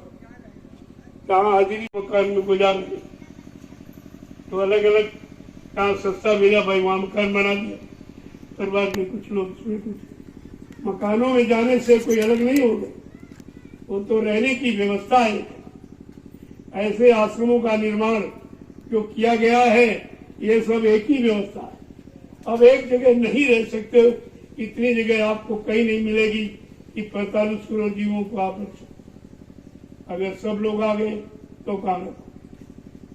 तो नहीं कर सकते कि आप गुरु भाई नहीं हो, आप गुरु कैसे, इस गुरु के तुम, उसी गुरु के वो, कोई अंतर अलग नहीं है। अलग हो जाने पर, नाराज होने जाने पर, कहीं चला जाने पर ये बंटवारा नहीं होता। गुरु परिवार का बंटवारा इससे नहीं होता। वो तो बात आपको सोचनी चाहिए। अब धीरे धीरे अगर सब आ जाएंगे तो कहाँ बैठाना, तो जगह तो कम है आपके पास। इसलिए आपकी गाड़ी कमाई और कहाँ खर्च की जाए जिससे आपको परमार्थी लाभ मिल सके। यही एक रास्ता है कि भूदान, जमीन का दान, इससे बढ़ के कोई, क्योंकि ये दान कभी खत्म नहीं। जमीन को कोई चुरा नहीं सकता, पानी बहा नहीं सकता, अग्नि जला नहीं सकता, हवा उड़ा नहीं सकती, ये ऐसा दान। और इस दान से तुम्हारा भी भला, तुम्हारे कर्म कट जाएंगे, और जो तुम्हारे धन से व्यवस्था बनेगी आगे आने वाले लोगों की, वो भी लाभ आपको मिलेगा। ये तो लाभ कहीं आपको नहीं, किसी को रुपए पैसे दे दो कोई लाभ नहीं। आपने दे दिया कि बड़े भाव में आके दे तो आपने दिया, और परिणाम भूल गए कि तुमने दिया, फिर उसको लेने के लिए आपको आना पड़ेगा, फिर तुम्हारा कर्म बंधन बन गया। इसीलिए आंख खोल के दो जहाँ तुम्हारी सेवाओं का परमार्थ मिले। ऐसे जिसको दे दोगे हमदर्दी में, वो हमदर्दी तुम्हारा फसाव बन जाएगी। तुम्हारा आज आपने दिया, कल लेने के लिए आना पड़ेगा। तो आप फिर वही आगे फायदा क्या निकला।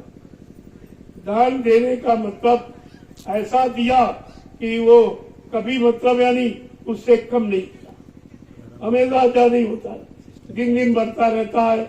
लोगों को लाभ देने के लिए कोई न कोई व्यवस्था बनती रहती है। सब प्रेमियों का धन भी लगता रहता है, सबका परमार्थ बनता रहता है, कर्म कर्जे की अदायगी होती रहती। कितने काम आपके हो रहे जमीन के द्वारा। वैसे जमीन तो जमीन है, सबके पास है, लेकिन ये काम किसी ने नहीं। और तुम भी नहीं करते। तुम्हें हजारों बीघे जमीन दे दी जाए, ये काम तुम कर नहीं कर पाओ, ये काम तुम्हारे बस में। तो धन का मतलब है, धन भी खुश होता है कि इस व्यक्ति ने हमको अच्छी जगह लगाया, लोग हमारी कदर करें, हमारे द्वारा अच्छी सेवा, अच्छा संदेश पा रहे, हमारे द्वारा बैठ के भजन कर रहे हैं कितना, तब वो अपने आप को खुश होता कि हमारी सेवा बहुत अच्छी है और आपके सामने लगाई जा रही। क्योंकि हमको तो चाहिए नहीं, मैं क्या करूँ। और आप जो काम नहीं कर सकते उस काम में हम आपके लगा देंगे। तो देखो जरूरत पड़ी अपने आप, कहीं खोजना नहीं पड़ा, इतनी जमीन आपको मिली है अपने आप स्वेच्छा से। इसका मतलब है कि मालिक की मौज है और मालिक को ये करना इस समय बहुत जरूरी कभी होगा। ये किसी की मेरे भी बस की बात, मैंने तो कभी सोचा भी नहीं था। अचानक खबर मिली, पहुंच गया और अचानक कल बात 2 मिनट। अरे जब कर्म कर्जे की अदायगी का माध्यम, तो उसमें तेजा मत दीजिए। तुमने क्या सोचा भाई, पैसा कोई साथ थोड़ी जाएगा और जमीन भी साथ नहीं जाएगी, लेकिन पैसा उस जमीन पर लगे जिस जमीन से लोगों को लाभ मिले। इसको कहते हैं परमार्थी लाभ। और ये कोई नहीं करे और किसी ने किया नहीं। बड़े बड़े मंदिर बने, धर्मशाले बन जगह जगह, ये सब बना दिए गए, लेकिन ये लाभ नहीं, ये चर्चा ही नहीं कहीं। और ये सेवा का भाव किसी में पैदा नहीं, तो बना दिए। लाखों रुपए बेचारे दान भी देते थे और मिला कुछ, तो शराबी का वही खा गए और उसका बोझा तुम्हारे पर चलेगा। न तुम धन देते, न वो शराब पीते, न बुरे कर्म करते। तो बुरे कर्म क्यों किए? तुम्हारे धन के द्वारा। इसलिए धन का लाभ नहीं, आपको नुकसान हो। तुम्हारा भी बुरे कर्म में हिस्सा बन जाएगा कि तुमने धन आंख खोल के क्यों नहीं दिया, आंख बंद करके दान नहीं देना, आंख खोल। इसलिए कलयुग में ये प्रधान है कि आंख खोलकर सेवा। ये मतलब धन शब्द नहीं जोड़ा, सेवा शब्द, कि आपको सेवा देनी है, सेवा करनी। जब सेवा का भाव रहेगा तब अहंकार नहीं जन्मेगा। आप गिनती करना भूल जाओगे, हमने कितना दिया। ऐसे तो जहाँ बैठोगे वहां चर्चा कर दोगे, हमने इतना दिया, हमने इतना दिया, वो आपका सब बेकार। कह दिया तो चला। दान का मतलब देकर भी नहीं दिया, भूल गए, बस नहीं बात। नहीं भाई हमने नहीं दिया, मालिक की मौज थी तो करा लिया। हम कहाँ करने वाले, हमें क्या मालूम कहाँ किया जाता, कैसे। उनकी मौज हो गई और हमारा हमसे करवा लिया, यही कौन कम, हम तो किसी काम करने के लायक नहीं थे। ये भाव हमेशा रहना चाहिए, तो परमार्थी लाभ हमेशा मिलता ही रहेगा। जय गुरुदेव।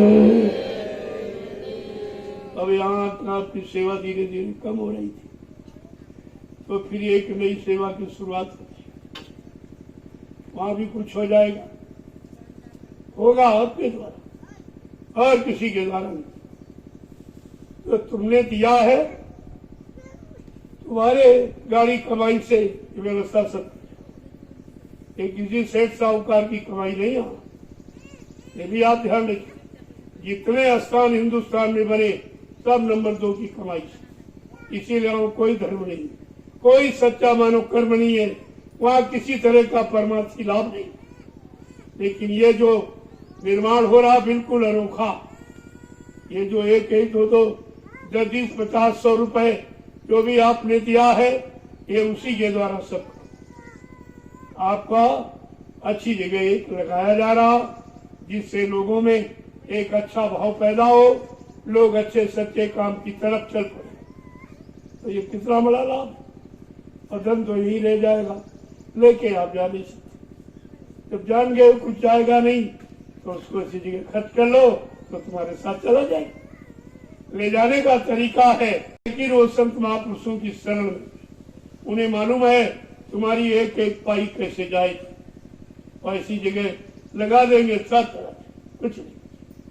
वैसे तो जा ही नहीं सकते। बड़े बड़े राजे महाराजे जिनके पास सोना चांदी हीरे जवाहरात इसके खजाने थे, वो कुछ नहीं करता, वो गड़े के गड़े रह गए और वो चले गए नरकों में पड़े, जमराज की जूतियों की मार खा रहे। तो आदमी बेचारे नहीं, क्योंकि उसे अच्छा सच्चा काम कराने वाला कोई मिला नहीं था। कोई मिल जाता तो करा देता, तुमको भी लाभ, और तुम्हारा तो एक कागज की मुद्रा से कराया, इसमें कुछ है ही नहीं।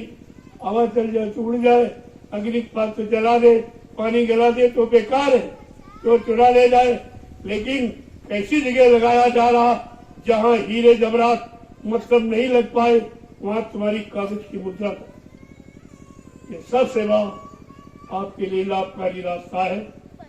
और धीरे धीरे प्रेमियों की समझ में आ रहा, तुम्हारा तो लग ही रहा, तुमको देख कर लोगों में भी इच्छा पैदा हो रही कि अरे उन्होंने लगा दिया, हमको भी लगाना चाहिए। धीरे धीरे धीरे तुम्हारा दान कितने लोगों को दान देना सिखा देगा। ये छोटा मोटा लाभ नहीं है। जय गुरुदेव। मालिक से हमेशा यही प्रयास करो कि हमारी गाड़ी कामी किसी अनर्गल काम में न लगे, तो अपनी शरण में ले लो, अपने आदेश पालन में लगा दो। बस यही इच्छा रखनी चाहिए, ताकि कभी धन से किसी का काम नहीं हुआ, लेकिन आज कलयुग में धन से काम कराया जाए, वो भी कागज की मुद्रा से, इसका कोई अस्तित्व नहीं है। देखो ये मौज है, ये मौज की बात है, तो आपको कागज की मुद्रा से ये कितना बड़ा काम दिखे। ये बगीचा हरा भरा, ये आपकी गाड़ी कमाई से, मेरा इसमें कुछ नहीं, ये सब आपका और आप लोगों के लिए है। और जब तक श्वास रहेगी आपके लिए, संगत के लिए ये कार्य करता ही रहूंगा, मेरा दूसरा और कोई काम।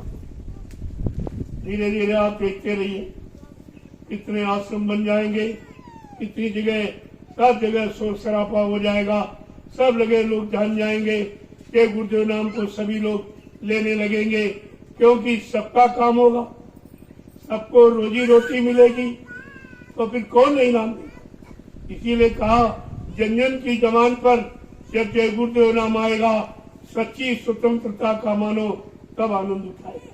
तो नाम आएगा कैसे, जब उसका भला होगा तभी तो नाम लेगा, बिना भले का नाम तो नहीं लेगा। इसको लाभ मिलेगा तो चिल्लाएगा। ये जगह जगह जो निर्माण कार्य हो रहा, आगे आने वाली दूरदर्शी व्यवस्था की ये भूमिका तुम्हारी समझ में इसीलिए नहीं आ रहा क्योंकि दूरदर्शी भी तुम्हारे से दूर है, या तुम दूरदर्शी से दूर बैठो। अगर घोषणा पत्र पढ़ लो दूरदर्शी का, जो 88 पेज का बाबा जी ने लिखा है, वो अगर आप पढ़ लो तुम्हारी सारी शंका खत्म हो जाएगी कि कैसे कैसे काम किए जाएंगे। ये जितने आश्रम मतलब यानी जो मतलब बने हैं, ये सब संत महात्माओं के द्वारा कार्य होगा। केंद्र में 25 महात्मा होंगे, इसी तरह प्रांत में, जिले में, तहसील, ब्लॉक, न्याय पंचायतों में उन महात्माओं के द्वारा देश का संचालन किया जाएगा। ये गुंडे लफंगों से नहीं, ये झूठ बोलने वाले, वादा खिलाफी करने वाले, ये टैक्स लेने वाले, लोगों को तंग मजबूर करने वाले, गरीबी में डालने वाले, बेरोजगार बनाने वाले, ऐसे लोगों से काम नहीं होगा। अब ये व्यवस्था बदलने वाली, तो व्यवस्था बदलने के पहले अरे स्थान भी तो कहीं बन जाए। ये व्यवस्था बदल जाएगी, कहाँ रखोगे लोग, कहाँ से संचालन होगा। इससे जगह जगह आश्रमों का निर्माण होना बहुत जरूरी। हर प्रांत, हर जिले, हर तहसील, हर ब्लॉक, हर नया पंचायत में ये व्यवस्था होनी चाहिए। तो धीरे धीरे आप देखते जाइए ये सब काम व्यवस्था आने के पहले, अगर पहले नहीं होगा और व्यवस्था आ गई तो अचानक कहाँ बैठ के आप करोगे? तब आप कहोगे रे जब मालूम था व्यवस्था इतने पहले बना दी गई, नामांकन पहले कर दिया गया, तो इतने दिनों में आपने व्यवस्था बनाई क्यों नहीं? क्या करते रहे आप अपना पेट भरते रहे, अपना ऐशो आराम करने का सब सामान इकट्ठा करते रहे प्रेमियों का, तो ये तो हानि है, ये तो नुकसान बाद में इनको पता चलेगा जो सेवाएं वसूल रहे। तो काम कुछ नहीं, ये अपना भी भाग्य खराब कर रहे हैं और प्रेमियों का भी खराब, ये तो डबल नुकसान दे। कितना बारी खामिया जाओ, कितने जन्म लेने पड़ेंगे, अभी इनको होशो-हवास बिल्कुल बेहोश है। कौन देख रहा, कौन सुना बाबा जी मर गए, वो तो आएंगे नहीं देखने। इस तरह का ये जो भाव इनके अंदर पैदा हो गया, वही भाव इनको पाप कर्मों में डुबा रहा। इनकी समझ में नहीं आ रहा कि महापुरुष कभी बनता ही नहीं, ये नहीं इनको मालूम। वो तो जीवन धारण करते हैं और काम करके अपनी इच्छा से चले जाते, और जरूरत पड़ेगी फिर आ जाते। उनको कौन भेज सकता, कौन बुला सकता? जय गुरुदेव। अब आप लोग चलिए सेवा, चलो जो कहीं सेवा थोड़ी बहुत रह गई हो कर लो। अभी 2-3 दिन के बाद जब वो काम हो जाएगा तब आपको वहां चलना। वैसे मालिक की मौज हुई तो 15 अगस्त का कार्यक्रम उसी भूमि पर, पहले एक दिन भूमि पूजा, भूमि का पूजन होगा, इसके बाद यहाँ तो बहुत कार्यक्रम हो चुके, वहां भी जरूरी कार्यक्रम का मतलब केवल प्रचार है, वहां क्षेत्र में जानकारी हो जाए, मतलब जान जाएंगे तो उसी में से मानने वाले भी निकल आएंगे, हमारा सहयोग करने वाले भी निकल आएंगे। और जब तक जानकारी उन्हें क्या मालूम है, सब क्या उन्हें पता नहीं है ये क्या है, तो वहां पहुंचोगे, तुम्हारी सेवा देखेंगे, तुम्हारा निस्वार्थ भरा एक काम देखेंगे तो सब क्योंकि ये काम कहीं नहीं हो रहा, इस तरह का निस्वार्थ काम कहीं, यही तो लोगों को समझना, लेकिन बेचारे कर नहीं पा रहे, और करने के लिए तो बड़ा खर्चा कर रहे, अपना पेट भर रहे, तो कैसे करेंगे? तो कुछ नहीं तो यहाँ की बुराई को नहीं, बुराई में जुट गए, ये और अच्छा। और प्रेमियों का भला, बुराई करके इनके पाप करके बोझे को ढोगे तुम तो कितना ढोगे, कितने जन्म लेने पड़ेंगे, सब इनके होश में नहीं है। ये प्रेमियों का ले रहे, वो भी सब गलत जगह प्रयोग, और ये निंदा आलोचना बुराई का अच्छा सच्चा काम सबके लिए हो रहा, तो ये भी बोझा लाद रहे। ये तो इतना बोझा लाद लेंगे कि अपने बोझे से दब जाएगा, इनको निकालने वाला फिर कोई।